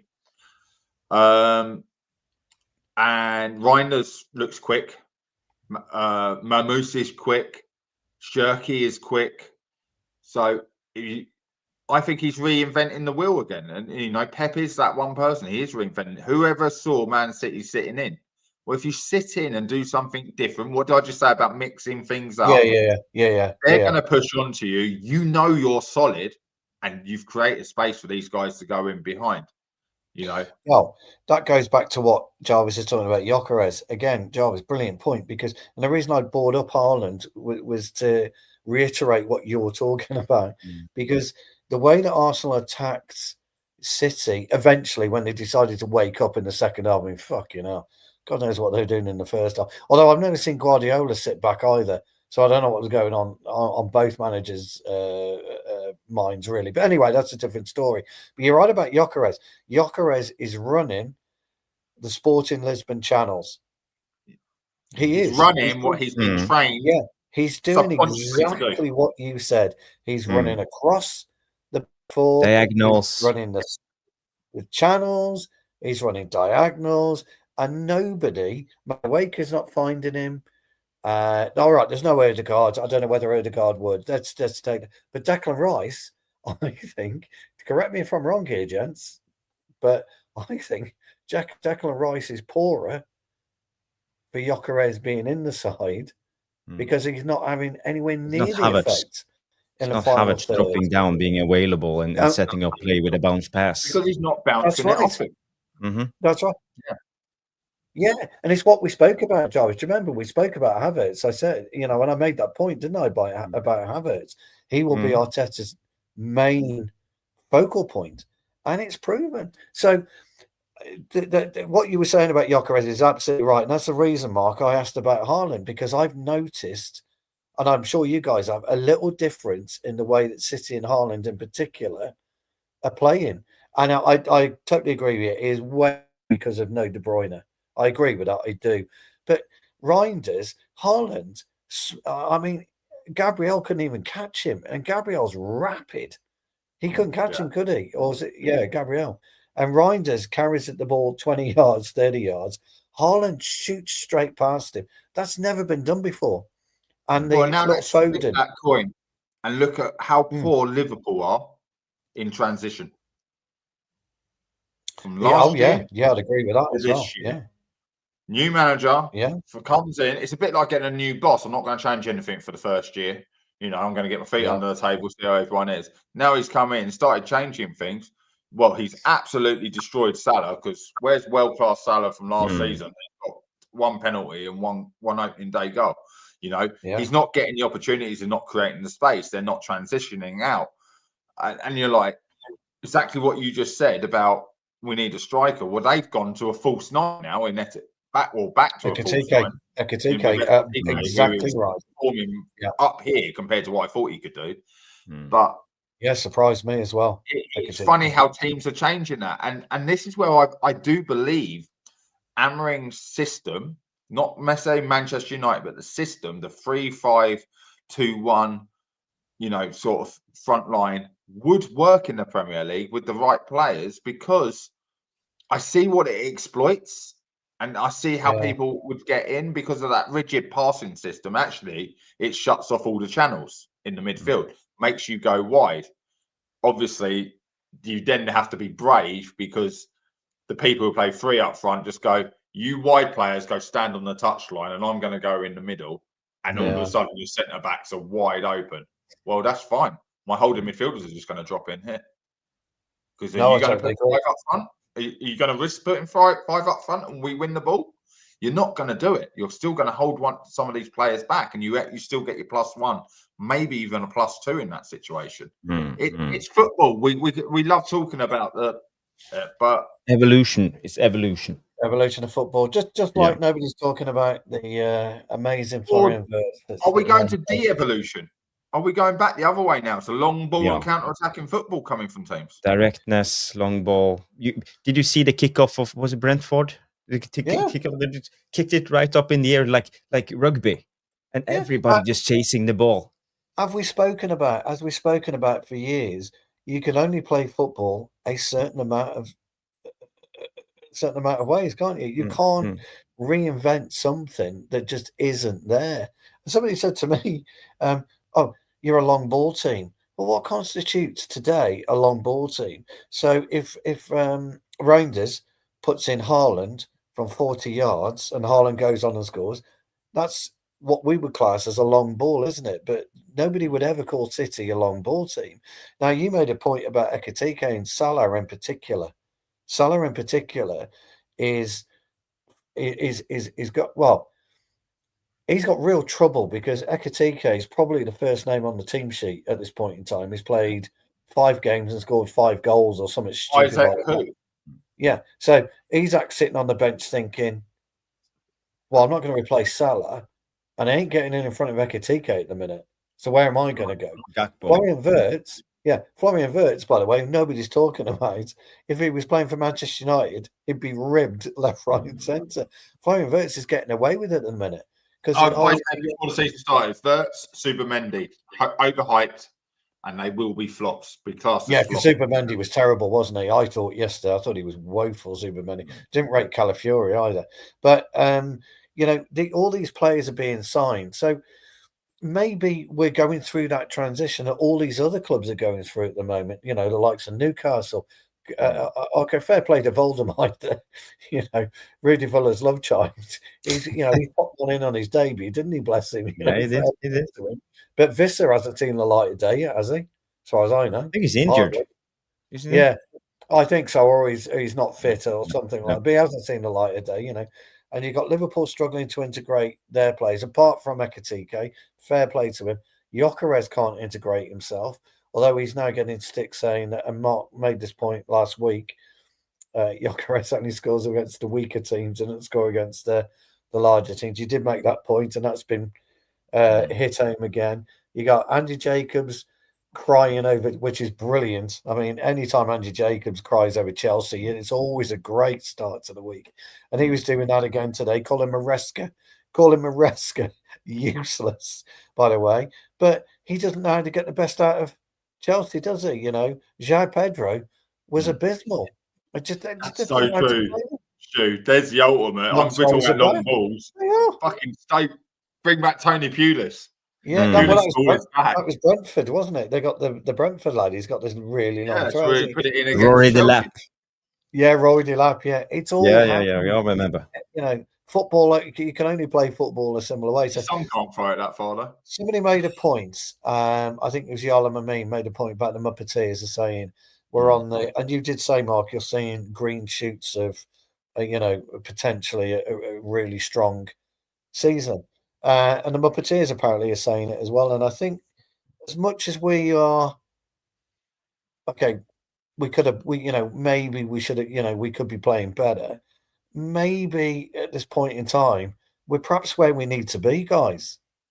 Well, Stu, if I said to you, or Andrew Jarvis, we want to get in the top 5, right? So who are the 5 strongest teams in the Premier League this season before we kicked off? Oh, well, you go Liverpool, City, Chelsea, Arsenal. So that's 4. Now, the 5th, I think. Well, before we kicked off the season, before the season started, you probably go Newcastle, wouldn't you?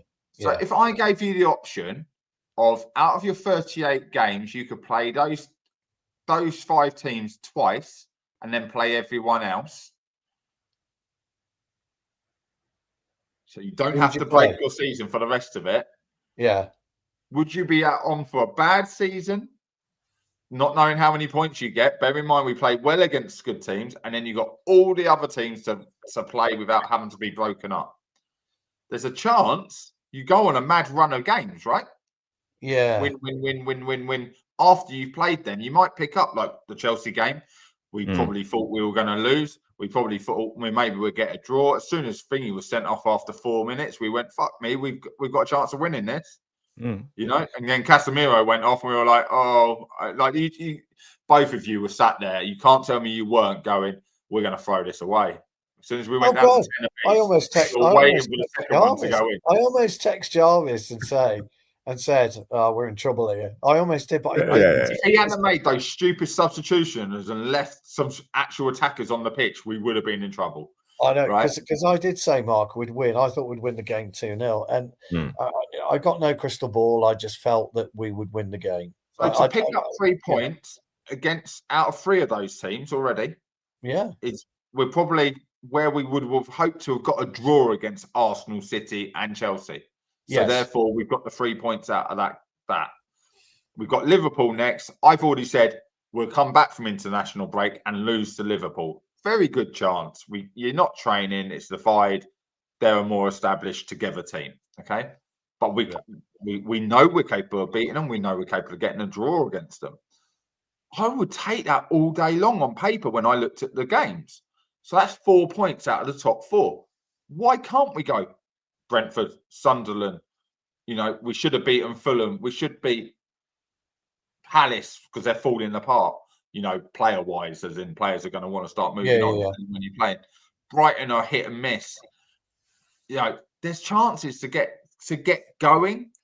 And but Mark, the narrative is we should have beaten Fulham, but I disagree. I think Fulham should have beaten us. That's just if you look at the second half, they totally dominated us. Yeah, they dominated us, and people go back. They look at the stats, how many big chances, XG, and stuff like that. But but Jarvis, the reason they're getting that, and Stu will tell you this. Stu, how much space do you want between your holding midfielder and you? 10 yards max. Yeah, just how much space does Man United have between their holding midfielder and their centre backs most of the time? 20? You can't see it. You can't measure it. Because people are getting dragged forward where they shouldn't be and not being disciplined. That's what enabled those players to get there. And I'm seeing these gaps shrinking. That's what I'm saying. They are shrinking. Amarim was back, which meant so-and-so had to be back. And the ones who aren't doing it, you will start seeing the ones who are out of position more as everyone else starts getting their shape better. And you'll go, for fuck's sake, he's out of position. Why is he still up there? I.e., Diallo playing. Now we're talking about Amarim, stubborn Amarim not changing up his system as he actually is doing. He's changing up his system. He has Casemiro as changing his system, and we have Mazraoui played right wing back. Diallo played right the roaming 8. Now we have the roaming 8 and the number 6. It's something that we haven't seen before in this Man United. No. I'm just going to point out from the wing back situation, right? The wing back situation won't have changed at all because it's up and down, up and down. Yeah, there's one role. Yeah.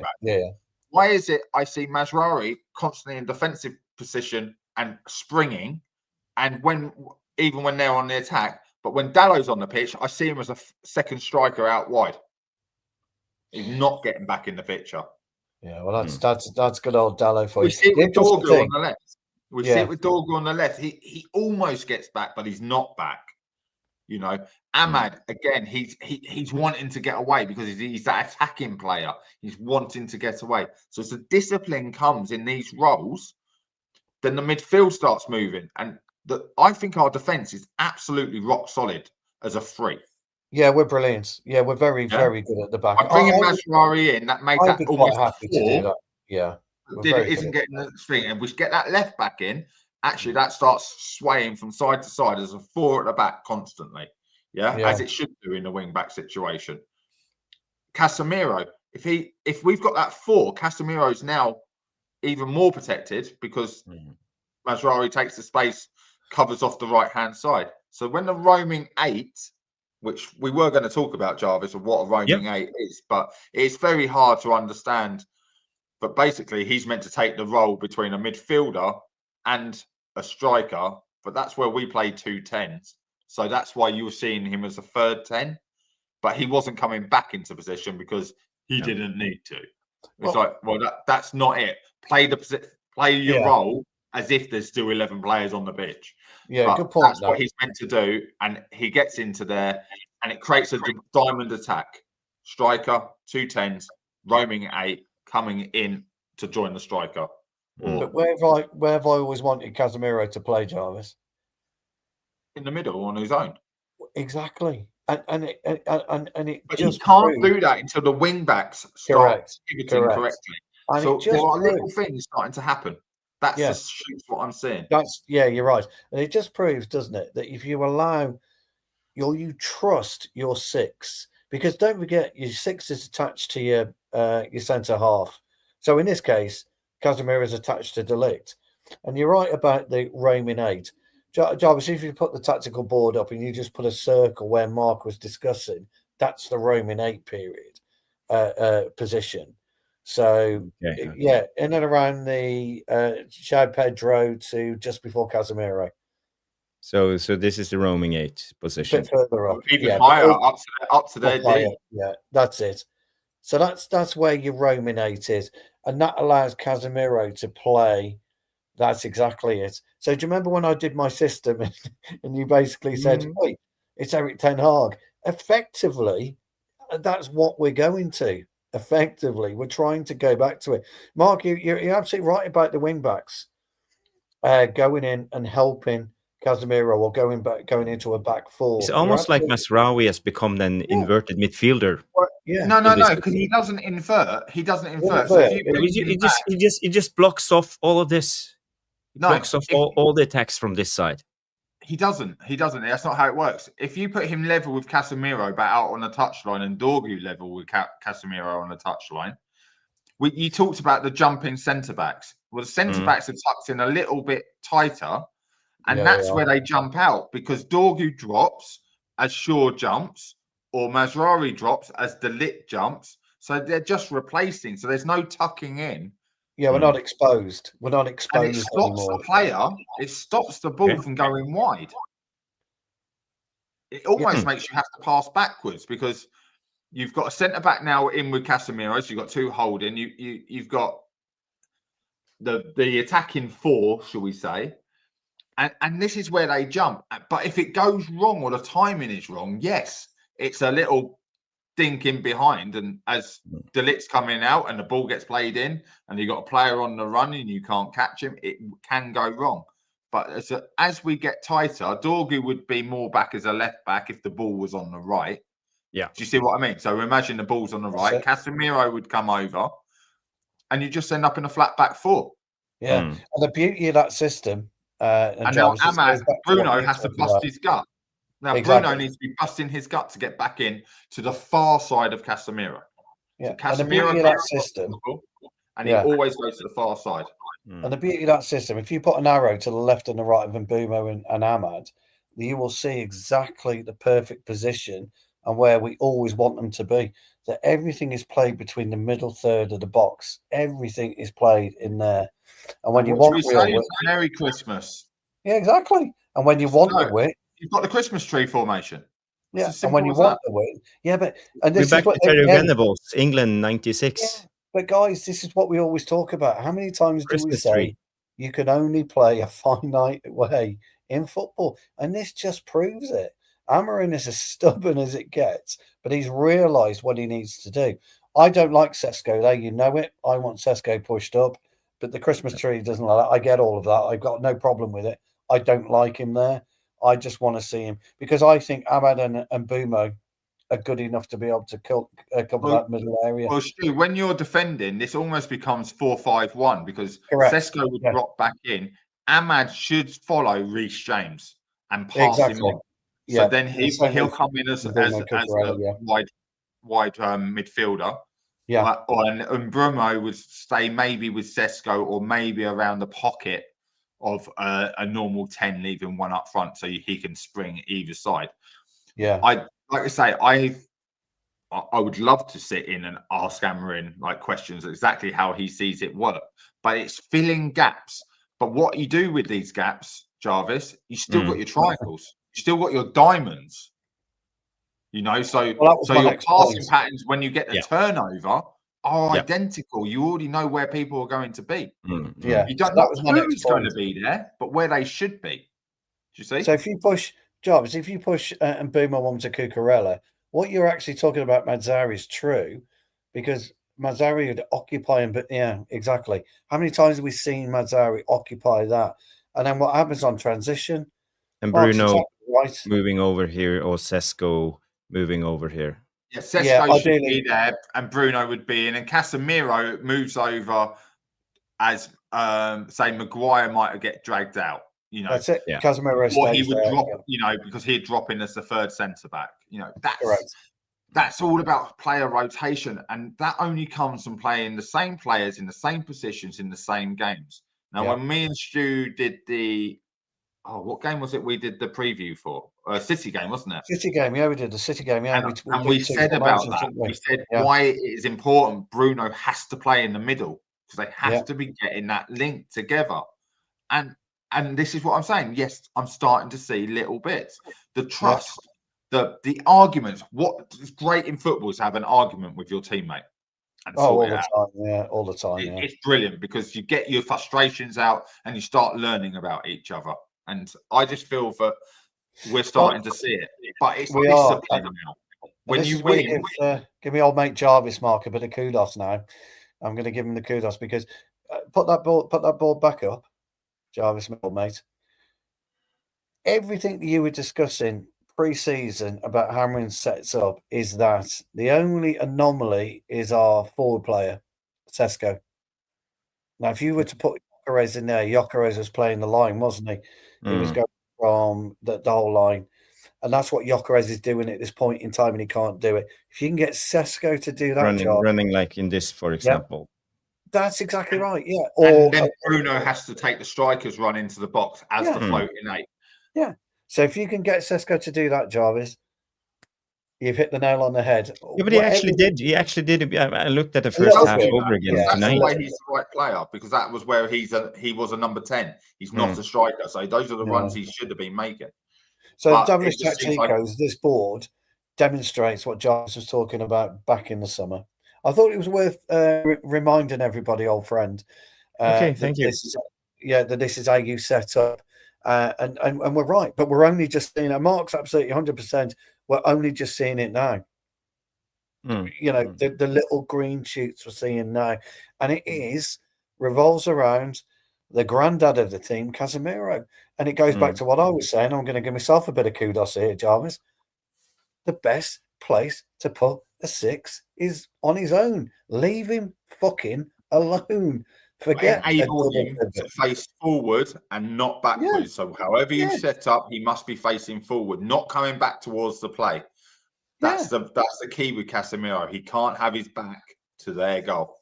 Correct. But what I will say is, after saying all of this and us all agreeing, obviously Casemiro is not playing the next game. No, he's not, because he's So if Mainu comes in, I don't think it will change too much. But if Ugarte comes in against Brentford, it will change something. If how quick do we progress the ball? Because what we did against Chelsea, we progressed the ball quickly. Casemiro out to Delict, straight up to Mbumo, or to Mazraoui, straight up to Mbumo. Yeah. So it's true. We didn't dilly-dally on the ball against Chelsea. Correct. I'm afraid. I love Mainu. I would love to see more in this team, but I'm afraid that we will start dilly-dallying with the ball again, and I don't like it. Okay, all right, I'll go with that. I haven't got a problem with that, Jarvis. Yeah, that's just my concern. Hey, Jarvis, it's the way you said it, and then you went. There you go. That's Jarvis. Everybody, that's Jarvis. Mic drop. That's your question, Jarvis.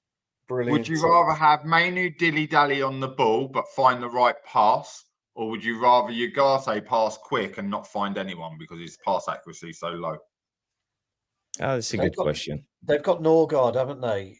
Is Norgard fit for Brentford at the minute? No, Norgard is sold to Arsenal. So they have Mike Jensen. They have. He went to Arsenal, Norgard. You're right. I completely forgot about that because he hasn't played yet. I forgot about that. They signed Norgard and then signed Subamendi. I was like, I forgot about Norgard because Norgard is a problem. He was a problem for us last year. He was absolutely fucking brilliant. Norgard was last year. So was Mbumo. Yeah, oh God, and Mbumo was brilliant. And Visa. And Whistle. Yeah, absolutely. Oh, and Flecken. Don't forget Flecken had a stormer against us and he's not in goal anymore. No. They've got, what's his name? Clarice, haven't they? Yeah, I think so. Is it Clarice, the Liverpool goalkeeper? No, Yeah, that's not the right pronunciation of his No, name, not but Karius. it is No, I know. Yeah, Kelleher. Kelleher. Yeah. Yeah, but they Anyway, still have Jarvis, Damsgaard, Yarmouk. They have Pinnock, Collins. Damsgaard. They Here's my have prediction anyway. For people, Schade. there you go. They still have You good heard it players. here Monday night. You heard it here. And by the way, I forgot to do my fucking fancy Premier League, and yes, I'm about 78th now. I'm not happy. I'm not happy. How many points I got? I had a terrible round, so I'm not. We're No, not don't bringing worry this about up this week. How many No, questions have we got, old friend? Have we got We question have time, haven't hundreds we? of questions. I just want to say, first of all, I did a poll, and who was your man on the match versus Chelsea? We have 73 votes, so more votes than likes. By the way, Good. people, hint, hint. But the licked was. Come on. Well, they forget to like, but I'm not. I just going remind to them, guys, come out of the chat, click the likes, and come back in the chat. Yes, please. Yes. All our questions. Who was your man of the match? Bruno 15%, Delict 54%, Mazraoui 15%, and Mbumo 16%. So I got no problem with by a landslide, Matthijs Delict was the man of the match. Delict. Do you know something about Delict? Wrong person. It's Mazraoui and Delict. I went with Mazraoui. I would have gone either way between those two. Do you know something with Matthijs Delict, guys? We are seeing the 17, 18, 19-year-old Delict, the Dutch international, the captain of Ajax. Yeah. Then he had problems, didn't he, at Juventus and Bayern Munich, and now we're starting to see the proper Delict again. Absolutely delighted. Football changes, doesn't it? And how you can play football, and you don't fit into every team. No, correct. Absolutely. But he fits into us. He's made that position his own. Ladies and gentlemen, we are going to be doing questions on Devilish Tacticos, but I am going to tell you all that Trevor Wade has completely monopolised. They're all his questions. There's one from two from I Am Titanium, and one from Yala. So what time is it? It's probably time to start. Yeah, 20-12 in the UK. So it's 20-1 in Tromsø, Norway. So Jarvis will be getting bags under his well manicured eyes. You don't manicure eyes, do you? But anyway, whatever they're called. Shall we get some questions in, my old mate, or have you got something else? Let's do some questions. But before that, I just wanna show you guys something, because I'm a coach, and tonight my guys they won the game. They won the game 8-6. They were down at halftime again. Nice. Yeah. 5-3 at halftime, and we won the game 8-6. So I got to give it to the guys. Well done. My son Phillip scored one goal, but it was a beautiful goal. Lovely. But training, being the coach of 8 and 9 years olds, the joy they have on the football pitch. And I don't know if you guys, I'm just going to show you a clip of Phillip doing a shimmy and dribbling a guy on his ass, and he completely stops and starts laughing. So it's just funny. So my guy is the one with the red woolly hat on. Good lad, that's how you do it. Yeah. That's proper. That's proper winter attire, that is, Jarvis. Yes. So look at this little Jimmy here, shaking. Oh, very nice. And he stopped. He started laughing. Well, look at it. First uses his right foot, shimmy. Left foot. Oh yes. Fair play to the guy who did the role. He styled it out brilliantly. If it was me, I would have got up and said, "Ref, there's a divot here." I would have complained about the divot. Absolutely brilliant. I tell you what, he's got some control, hasn't he, young Phillip? Yeah. I thought he was going to flip it up and do a couple of keepy ups at first. The thing is, you can't see his face. That's the thing. He's laughing his eyes out. We should do. So we should do. Who's the? Is that the referee there to the left? Yeah, that's the referee. So one more look, guys. Nice. Pitch looks great. And look the at shimmy. that. Lovely bit of control. What pegs is he wearing? Messi, I think it's Adidas. Messi. Oh, the F50s. Ah, very nice. So look at his knees, just a shimmy. There's a chip off the old block. That's a chip off the old block, that, isn't it? I'm sorry, but that's more of a Bruce Grobbelaar than anything. His little legs. He's been watching his old man, hasn't he? Yeah. Does he play for the same club he used to play for? Yes. Because he's got the same shirt. I remember that picture you got. Ajax shirts. Yeah, got the same shirt. Yeah, absolutely brilliant. Look, I miss coaching my lads. I used to love coaching Jake. It's he didn't like having his old man coaching him, but I used to love it. It's so much fun. Yeah. So, but yeah, I still do a lot of coaching and I love it. But I tell you what, Mark, if you're losing at half time too many times, you've got to question the coach, haven't you? Well, are they listening to you or what? Get your oranges out first. You need to change your pre-match warm-up and get them going early. We don't even count scores when it comes you don't at that age, no, do you? We don't pronounce who's the winner after. But the kids, they know. They know, yeah. So Jake's team won 11-2 tonight. He only scored one, and he didn't get an assist, he says, so he wasn't happy with that. It's not good enough, is it? No, it isn't, actually. Actually, isn't good enough. It's shocking. Mr. POTUS, you're getting it in the neck now, Jarvis. Change the formation. None of this 3-5-2 nonsense. Come on,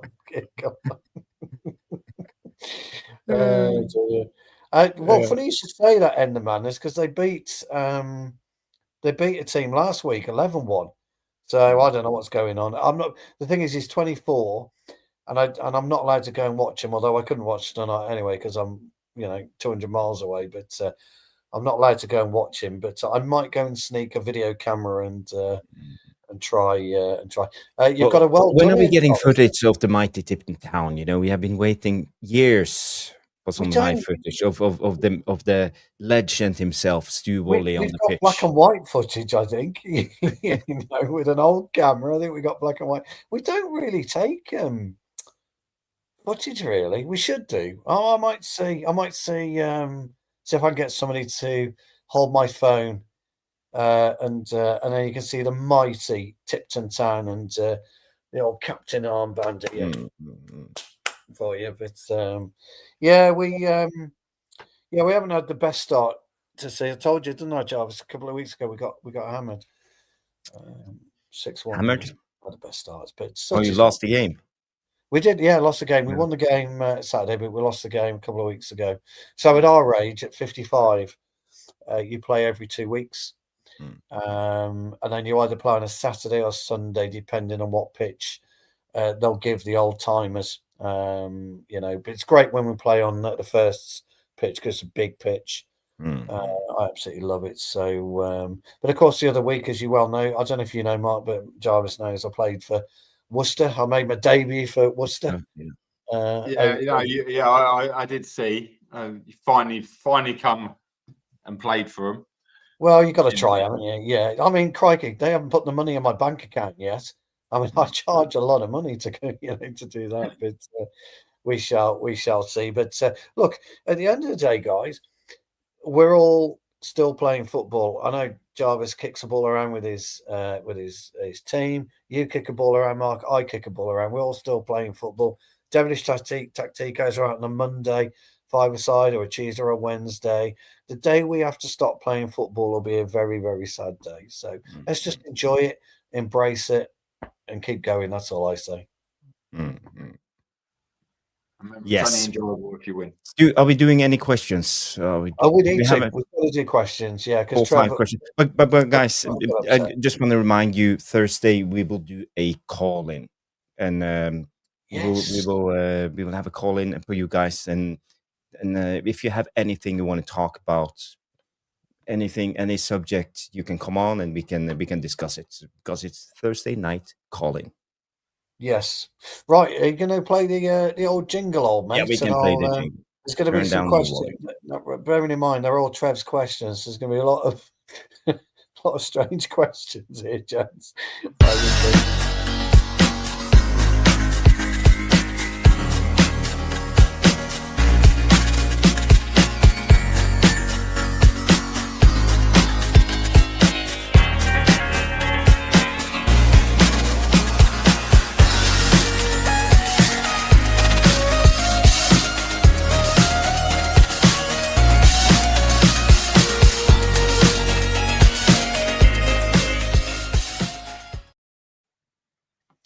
Well, here we go. Somebody did say, Jarvis, in the chat, you put the glasses on, or you put your glasses on the Don of Tromso. So there you go. Just the way that you do it. He's looking sharp tonight. Everybody looking sharp. Got loads of questions. 138 you're watching. Please like the video because we're in YouTube jail. But Jarvis will remind you of something you please need to do after the show is over. Something to do with hype. Yes, something new called hype. So you have to go when the show is recorded, press on the chat, scroll one time to the right, and then you come to the hype, and you can give us hype points. So every channel or every one of you have three free hypes you can give a week. So please give us on this channel. Hype us up. Hype us up. Yeah. Yes, it's please. YouTube. Hype us up. Right, gents. I'm Titanium. Thank you very much for your super chat. I hope you're still watching. By the way, I would just want to say hi to France. France is in the chat, coming in from X a bit late, but I'm sure it was insightful as usual. Big up France. I hope you're well. Big up France. Yeah.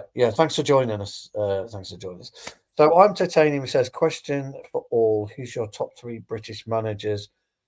I like that question. Apart from Sir Alex and Sir Matt. Jarvis, we'll start with you on that one. For all of you what's your top 3 British managers? British managers. Yeah. British. Okay. It has to be someone from the 90s then. We only have Sir Alex. When it comes from a tactical point of view, I like what's his name? The guy who give me 2 seconds. I have to think of it. No problem. Mark, who would you go with? So obviously from that question, it's not based on United. It's just British managers. Just British managers, yeah. So Paisley, Robson, and Alf Ramsey. Yep. So mine would be very, very similar. Rather than Paisley, I quite like Jock Stein, to be honest. I thought he was a fantastic. He would be in there for my 4th. Yeah. So. Bobby Robson, of course. I also thought Terry Venables was very tactical. So I'm going to go with Venables, Robson, and Stein. But so Ramsey, yeah, I'm on board with that. Yeah, of course. Can't not have Ramsey, can we? No. Venables goes, Ramsey's in. There you go. You can't not have Sir Alf. Correct. You want to think about that and answer that a bit later, Jarvis? No, well, I got to be honest. I don't pay attention to who's British and who's not, and where they come from, because I'm not British. Yeah, I understand that's fair enough. Really. Well, I tell you what, who would be your 3 favourite managers apart from Sir Alex? Well, when it comes to managers, I always liked Sven. I think he was a brilliant manager, even though Sven-Göran Eriksson, I think he was one of the better. Also because he behaved as a gentleman, and I think he spoke really well and treated players well. So he didn't behave for the British FA, English FA, Jarvis. He was a bit of a yeah, and a lot of the players who played for him don't like him. Well, that's a whole different story. But I rate Sven and his story and how he came from, I think it was Sampdoria in Serie A. He came from Sweden. Yeah, it's Torino. And I always liked one of the guys. I always liked is Roy Hodgson. I think he's one of the better managers. Superb coach. Yeah, started at Finland. Yep, started at Finland and a Finnish team, didn't he? He was kind of a comical figure at his older days, but I think he was a brilliant manager. It still is. I believe he's not passed away. No. Roy Hodgson, no, he's still alive. Yeah, still alive. Yeah. And the one I was going to mention was the guy Chris Wheeler, because I think he was very inventive how he played the wide centre backs in his system and made them into attackers. Well, when he was at Sheffield United. Yeah. Oh, do you mean Chris Wilder? Wilder. Yeah, he's back. He's back at Sheffield United, by the way. Yeah. Okay. Yeah, he just got the job. Okay. No, nice. Chris Wilder, that came out of the blue. Yeah, that's a good one. Yeah, nice. I'm Titanium. I hope that's answered your question. There's a couple of obscure ones for Trev. Mark, can you please shave the beard off? As your boyish looks have gone. More like Billy Connolly. And that. So, and then can we stage an intervention for Stu after the live stream? You know, okay. I'm going to sleep after the live stream, and it won't be with Dolly the sheep either. You know that. I'll be FaceTiming you as normal, Trev. Don't you worry. Mark, just a very quick one. Did DB Cooper survive the jump? No. Right, here's a good one. Jarvis. Will our stubbornness to not change get him the sack or get him a new contract, which is more likely or most likely?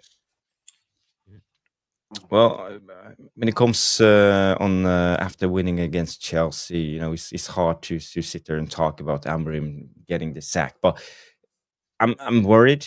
I think there's still things that need to be fixed. As I said in previous shows, I'm not quite sure if it's the tactics or the players.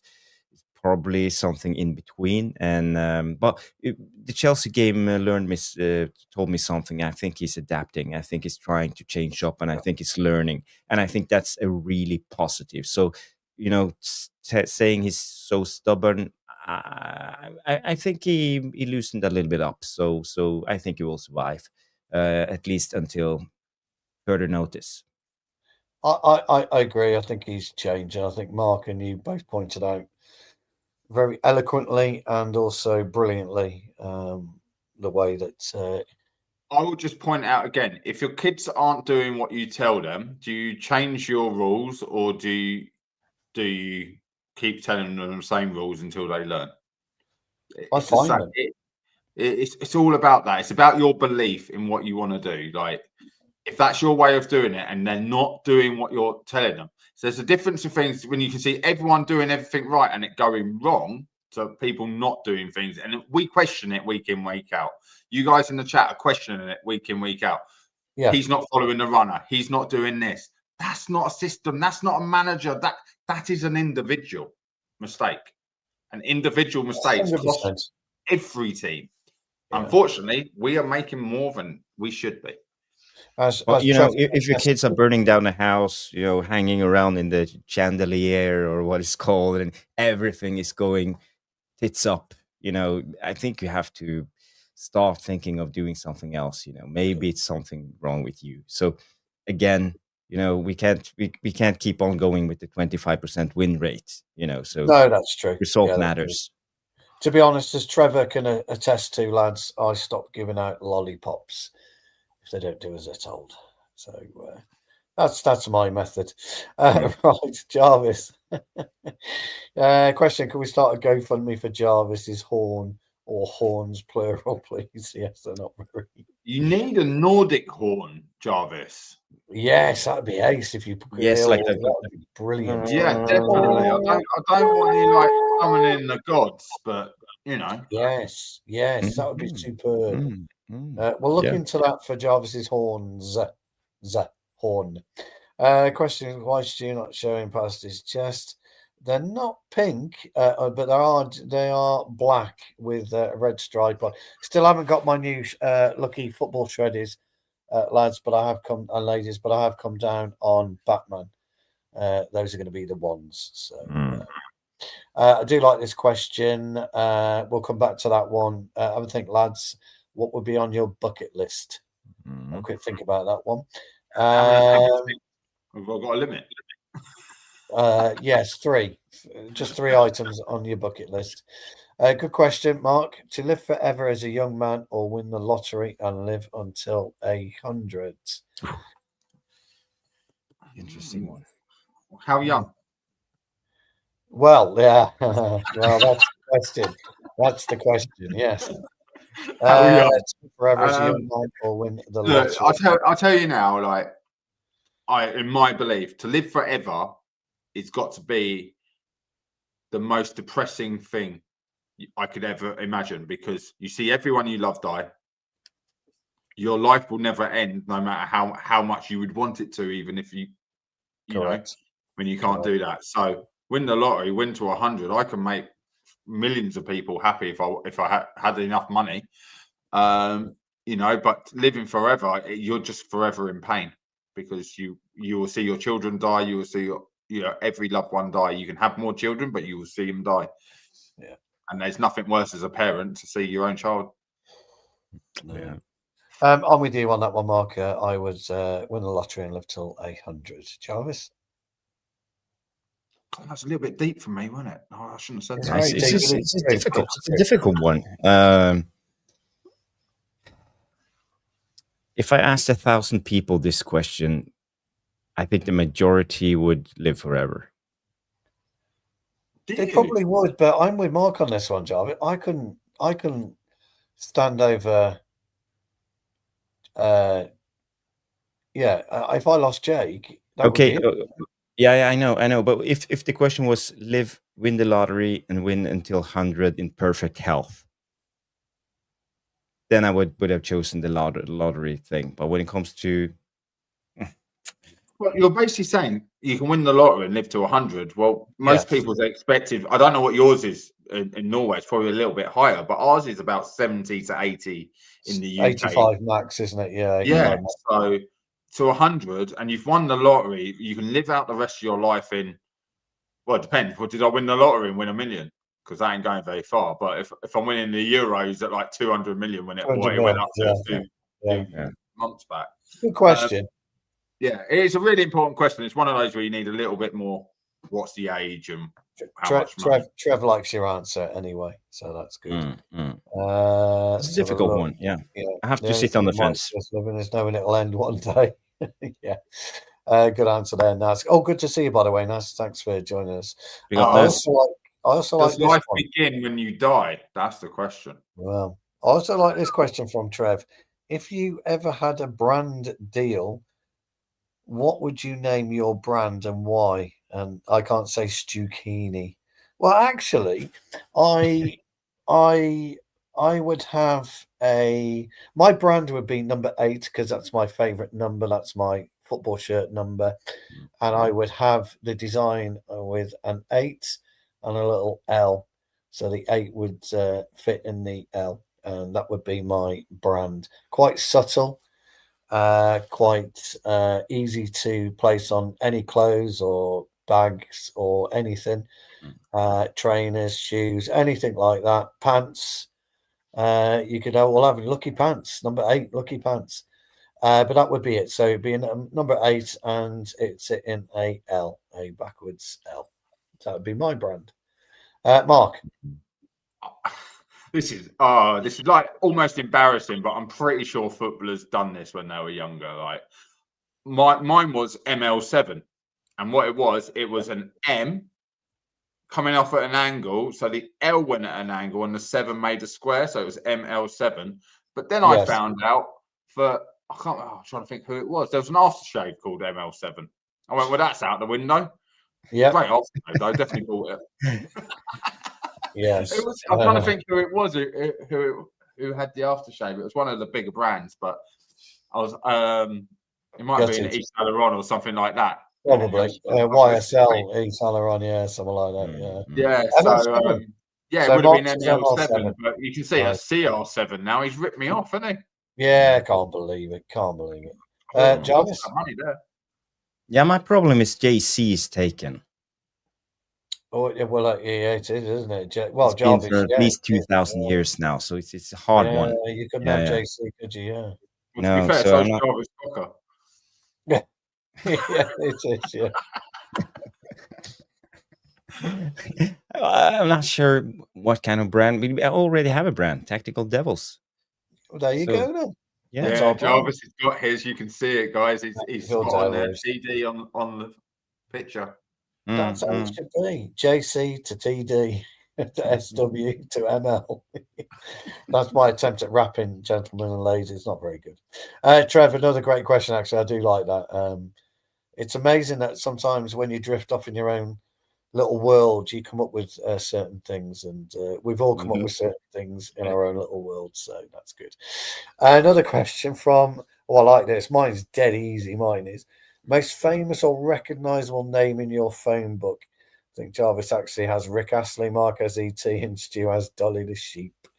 My most famous person is my old mate JC. To my right as I look at him. So Jarvis Cocker. No, actually, I guess the most famous one would be Mark Bellingham. Jude and Joby's dad, I guess, would be my. Yeah, he's in my phone book. I guess he's the most famous guy. I guess. I don't know, in football terms, anyway. Yeah. Jarvis. I don't know any famous people as far as I know, but I can't believe you haven't reciprocated what I said. What fucking hell? Besides you guys. Besides the captain of Tipton Town. Bloody hell. Crikey. But I met some famous people, but no, I don't have their phone number. That's my problem. Mark, you've got plenty, I would imagine. No, I've never been one really for keeping the number. You know when you get your group chats, I don't always save them to my phone. No, I don't either. No. But God, Jesus Christ, I've come in contact with plenty of players. You know, you can imagine through football and that, through just them being in the stands or something when you're watching. But exactly. in general, it's fucking weird to ask them for their number. You know what I mean? It's like one of those things. Like for me, it has to be Andy Tate. Maybe he's the most famous person. Yeah. Andy Tate. I was thinking of asking Keanu Reeves when I was having a waz, but I thought that probably wasn't the right time. No, just shake his hand. No, I didn't shake his hand. Funny guy, lovely guy. Trev's back in again. He said, "Oh, here we go. I think this is a serious question from Trev. Okay. What about the start of the second half against Chelsea? Could not get started, and there wasn't a ball in play. Oh, we need to be careful on this one because a certain YouTuber has been called out for his, well, they're suggesting derogatory statement he made about this particular ball boy. We'll just deal with this very, very quickly. Wasn't one ball boy. I'll cover that. That's what I mean. Yeah. Ultimately, you know, who cares? It's a ball. Who cares? Just get another one. Why? You know, I don't know why not you, Trev. Good question, but I don't know why people have made a big deal of it. It's just, I mean, you know. In fact, it was ridiculous. It's like a player coming off the pitch, kicked the ball into the crowd, and the ball boy's already left his seat, gone there, and then the ball's been kicked, and he didn't know about it. So yeah, that's all it is. Yeah, I feel sorry for the kid, and I hope he's okay because he's had a bit of stick, hasn't he? Let's hope the person who made the comment gets cancelled. Well, yeah, yes, you would hope that because I thought it was terrible. Trev, also, he's back in, gentlemen. On a previous show, I asked what animal you would come back as. Oh, yes, we never got to answer that. Jarvis, have you changed your mind? Oh, yes, we did, because I said silverback gorilla. Yes. I said silverback gorilla, an alien, and a dog went into a bar, you know, and where's that joke? Yes, that's right. Yes. So I'm still. And the bartender asked something. Yes. So people, you have to finish that joke in the non-live section after the show. Yes, don't do it now, God. I would still be silverback gorilla. Yes, 100%. Trevor's back in again, gentlemen. What's been your best? Now a great question again. What's your best attribute as a player, or you can only be a player or a manager? Mark, we'll start with you on that one. Player all day long. What's your best attribute? As a player?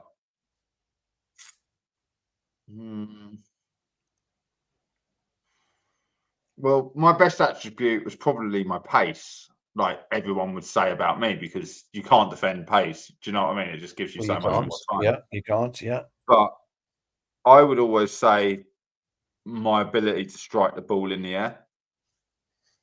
Like volleys or anything like that. It's one of the hardest things to do, to control that leg movement. And I grew up just idolising Mark Hughes and his spectacular volleys and things like that. So I worked so hard on it. So for me, my greatest attribute was being able to do that accurately. But everyone I know will say my pace because they're like, yeah, we're just putting it down there. We knew you'd get it. No, it's a good one, that's a good one. Pace. Jarvis, are you going with player or manager? Well, I can go as manager just to mix it up a little bit. As a manager, I think my best attribute is getting people on board. Oh, good. I think his best attribute as a manager is turning things around at half time. Yes, definitely is. Definitely. Well, my in-game management, maybe that's good. Yes. So I'll go with player and manager then. So if I player, manager, so I'll do player and manager. Tackling for sure. I like a tackle, which won't surprise any of you. I like a tackle. But a fair one. No, not a fair. No, never fair. I like a tackle. And as a manager, I think I'm quite motivational. I like to think I'm quite motivational. Trev Wade thinks I'm very motivational at the right time. He thinks I'm extremely motivational, but no, I think I'm very motivational. When I explain what I want, I try and do it so they can really understand it, and so I try to motivate them in that way. And believe it or not, I don't always lose my rag. With them if they make silly mistakes that I haven't done what I've asked for. I try and reason my criticism. So that's what I try and do. I lost my question. I do like that question. Thank you, mate. Yalamin says, Jarvis, will we see Mount, Cunha, and Mbumu against Brentford? I see. Interesting question. I think we will definitely see Cunha and Mbumu, I believe. When it comes to Mason Mount, I'm a little bit unsure, but I would have, if it was me, I would have tried to fit in Mason Mount in one way or another. Maybe drop Ahmad or something, but because I think he's been one of our best players so far this season. He's an intelligent, hardworking player. But, he's one of those little bit difficult to fit in. And if you play Mbumo and Cunha at the same time, there's no space for him in the number 10 role. So where are we putting him? We're not dropping Bruno. So I don't think we will see all three of them, but at least Cunha and Mbumo will start for sure. I think I concur with that, Mark. Yeah, I only see Mount coming in and Sesko going out. That's the only way I'm seeing Mount getting shoehorned into the team at the moment. I'm kind of with you on that one. Yeah, I wouldn't. If we were controlling the Chelsea game, it would have been a chance to take Casemiro out and see what it was like having Mount, Bruno, bring Cunha on as well, Cunha and Burmo. Imagine that as a four when you're a player up, moving that ball around, making people run. Should really work in your head. And I'm seeing it going, won't give the ball away. We'll be creating chances galore. But I only see Sesko. Maybe does he rest Sesko? No. Well, I agree. I think you're both right. I don't see Mount coming in unless Sesko comes out of the team. I agree. I think you're both right. Yeah, I do that. Thank you, Trev. Franz, question for Jarvis. Big up, Franz. Franz, because he came in early, didn't he, from Twitter? So yes. Great. He wants to know what makes Man United not kill off games when in the lead. Where's the ruthlessness? Again, I like that. I think I addressed this a couple of times, but I always bring up the Mourinho speak, the football heritage, and I think we have lost the football heritage. We don't know how to see out games purely on. We don't have calmness when it comes to playing the game, and in certain areas. Yeah, in certain areas, calmness or composure. But I think we need to improve on this. But I also think it comes down to experience, because you have to know, because every game shifts back and forward, and sometimes you will find yourself in a situation when you are put under pressure, and then you need to know what to do. Don't panic. don't effing panic. And we had under Ferguson, when you have the belief, if you look at Liverpool, for example, they always have the belief. They come back, they have the Fergie time thing going on right now because they have the mentality. And we are not strong enough yet. But, it takes time to build this type of resilience, and it could happen, but we are not there yet. And also we need to just figure out what to do under certain situations, as we saw at the end of the game when Chelsea started to keep crossing into the box, and it was squeaky bum time. What do you do when you receive the ball? You just don't hoof it away. You try to do something constructive with the ball, keep it, and keep it and get it under control. But this is where we need calmness. So that's my answer. But great question, Franz. Thank you. Cheers. Yeah, I would just add to that. One of the other reasons is certain other players want to get their goal, and we push forward too much, and that's that lack of calmness where I also agree. Like someone else going, "Oh, we're 2 up. Well, maybe I can get one. And they keep trying, and then you take too many shots, it gets blocked, you get a counter attack, they're back in the game. Jarvis, you're so right. If you're going to hoof the ball away, hoof it wide, put it out for a throw-in down in their half, so you can sprint out and press the pitch back up, not straight back down the pitch to the goalkeeper. And then when you do get it, start heading to the corner flag. We spoke about it right at the very start of the game. Yeah. And it's also the dark art of football, Mark. What do you do? Take an injury, you lay down, you wait for the medical guy to come in, give you something to drink. And what are you doing? You're calming the game down. You're taking the sting out of the game. It's so important. I preach about calmness day in, day out. Strikers, the ball's coming in. They think like they're not going to get another shot, and they rush it. It's like, just stay calm. You'll get plenty of chances if you stay calm. Yeah. We don't do that. Franz, great question. Hope you're happy with the answer. Final question is from Dave147. Stu, do you intend to go into management, maybe with Tipton Town, when you hang up your boots?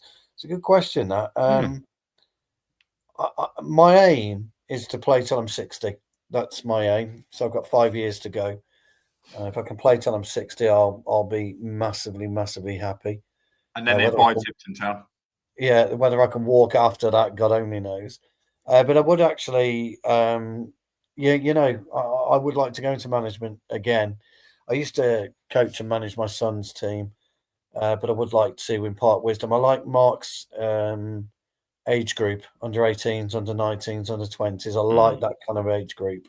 If you can get a good bunch of players and they listen to you and are willing to embrace what you want to say, then you can mould them. You can mould a really, really good team. So I would do, Dave, but I plan to play for at least another 5 years yet. So, but no, thank you for that, because I really enjoyed that question. Thank you. We better keep going. Yeah, absolutely keep going. I play Super Vets, and I love it. I absolutely love it. You've got the option. You can go from Super Vets, you can go into walk-in football. You can still keep it going if you need to. Like you're not going to get injured playing walk-in football. Jesus Christ, unless you fall over someone's shoelace. But I don't end up running though. Not that I can run. You can get injured. Go in goal. Trust me, that's really likely to get injured there. But yeah. I play. I also play open age on a Monday and a Wednesday, and that's 7-a-side. And I really enjoy the open age as well. So I don't know what's going on between Dave and Amir. Probably nothing. Am I missing anything? No. Well, we play every weekend on the common. I was actually thinking of doing a comeback. I talked to one of the guys I played with a couple of years ago, and we were actually talking today about maybe we should get the guys together and try to play football again. So yeah, we will see. Trevor Wade, what a fantastic show, Stu's wisdom, Jarvis's tactical, and Mark, who seamlessly fit into the channel like he was always here. Best channel on YouTube in my eyes, but Thank you. Have an eye test though tomorrow. Well, thank you, Trevor Wade. Thank you for all the questions. I think it's time to wrap it up. 2 hours, 34 minutes. But guys, don't forget, Thursday night, we will do a call-in. Call-in show. You. Yeah. Yes. Ask us anything. Come in, talk about exactly what you want. Ask us anything. Me and Jarvis and Mark. Yeah. Always bear in mind as well that if you want somebody to talk to outside of football, outside your friendship group, you want to speak to myself, Jarvis and Mark, always here for you. Yep. You guys. We've got a great community here, and we love doing these shows. Me and Jarvis are tired on occasions, but you always cheer us up. So 100%. Thank you for that, guys. Don't forget to hype. Yes. I don't know. We need what we need, Jarvis. We need a hype ticker. Hypometer. Yeah, but the problem with YouTube is not fully updated, so you can't hype in every country, but you can hype in the UK, in the US, and some of the bigger countries, but not in Norway apparently. So I don't know how to hype my own shows. We have 0 hype points so far. Well, hype after. And Jarvis, you need to go by Gallahorn. Yes. That's what we need for the next show. Viking horn. Here's Trev, top man. Oh, God. That'll be unreal if we Oh, dear. I can't wait for Jarvis to get his Viking on. I want my neighbours and I the want you kids. to get Thor's hammer as well. Thor's hammer. Thor has spoken. The Norse gods. Thor has spoken. Absolutely. Thunder It's and been a great lightning. show, guys. Yes. Thank you so much. My old mate Jarvis is going to. I just wanted to thank everybody who's tuned in, who left a comment. Trevor Wade with all his brilliant questions. Mr. Potus 5000. We deserve better. Day 147. Thank you for coming in. Who else we have? We have Amir Fakir coming in. Big up. Thank you. Let me just scroll up a little bit. Johnny Kermode, how could I forget? France coming in with brilliant questions. Nas always tuning in. Thank you, everybody. And I am Titanium for the early super chat. Thank you for supporting the channel. And the same goes to Grace Sheridan coming in on we had the debate on Ahmad. Thank you, everybody. And it's been a brilliant show. Remember to hype. Remember to like, subscribe to the channel if this is your first time. And please leave a comment in the non-live section after the show. We will be back. Call-in show Thursday night, Stu and I, and everybody feel free to call in. You don't have to show your face. You can come on and talk to us guys with the black screen. So that's okay. No problem. You are free to talk to Stu and I, and maybe Mark if he's around. I don't know. I think Thursday night you are busy. So yeah, but you're on late, so sometimes I get in from training in time. Yeah, if you're around, feel free to jump in and then we can have a little footballing debate. I don't know if is there any football this week? It's the League It's Carabao Cup, isn't it? Carabao Cup tomorrow night. Not interested. But guys, girls, everybody, thank you for tuning in. We will be back on Thursday. Call-in show. See you then. Have a good night and bye.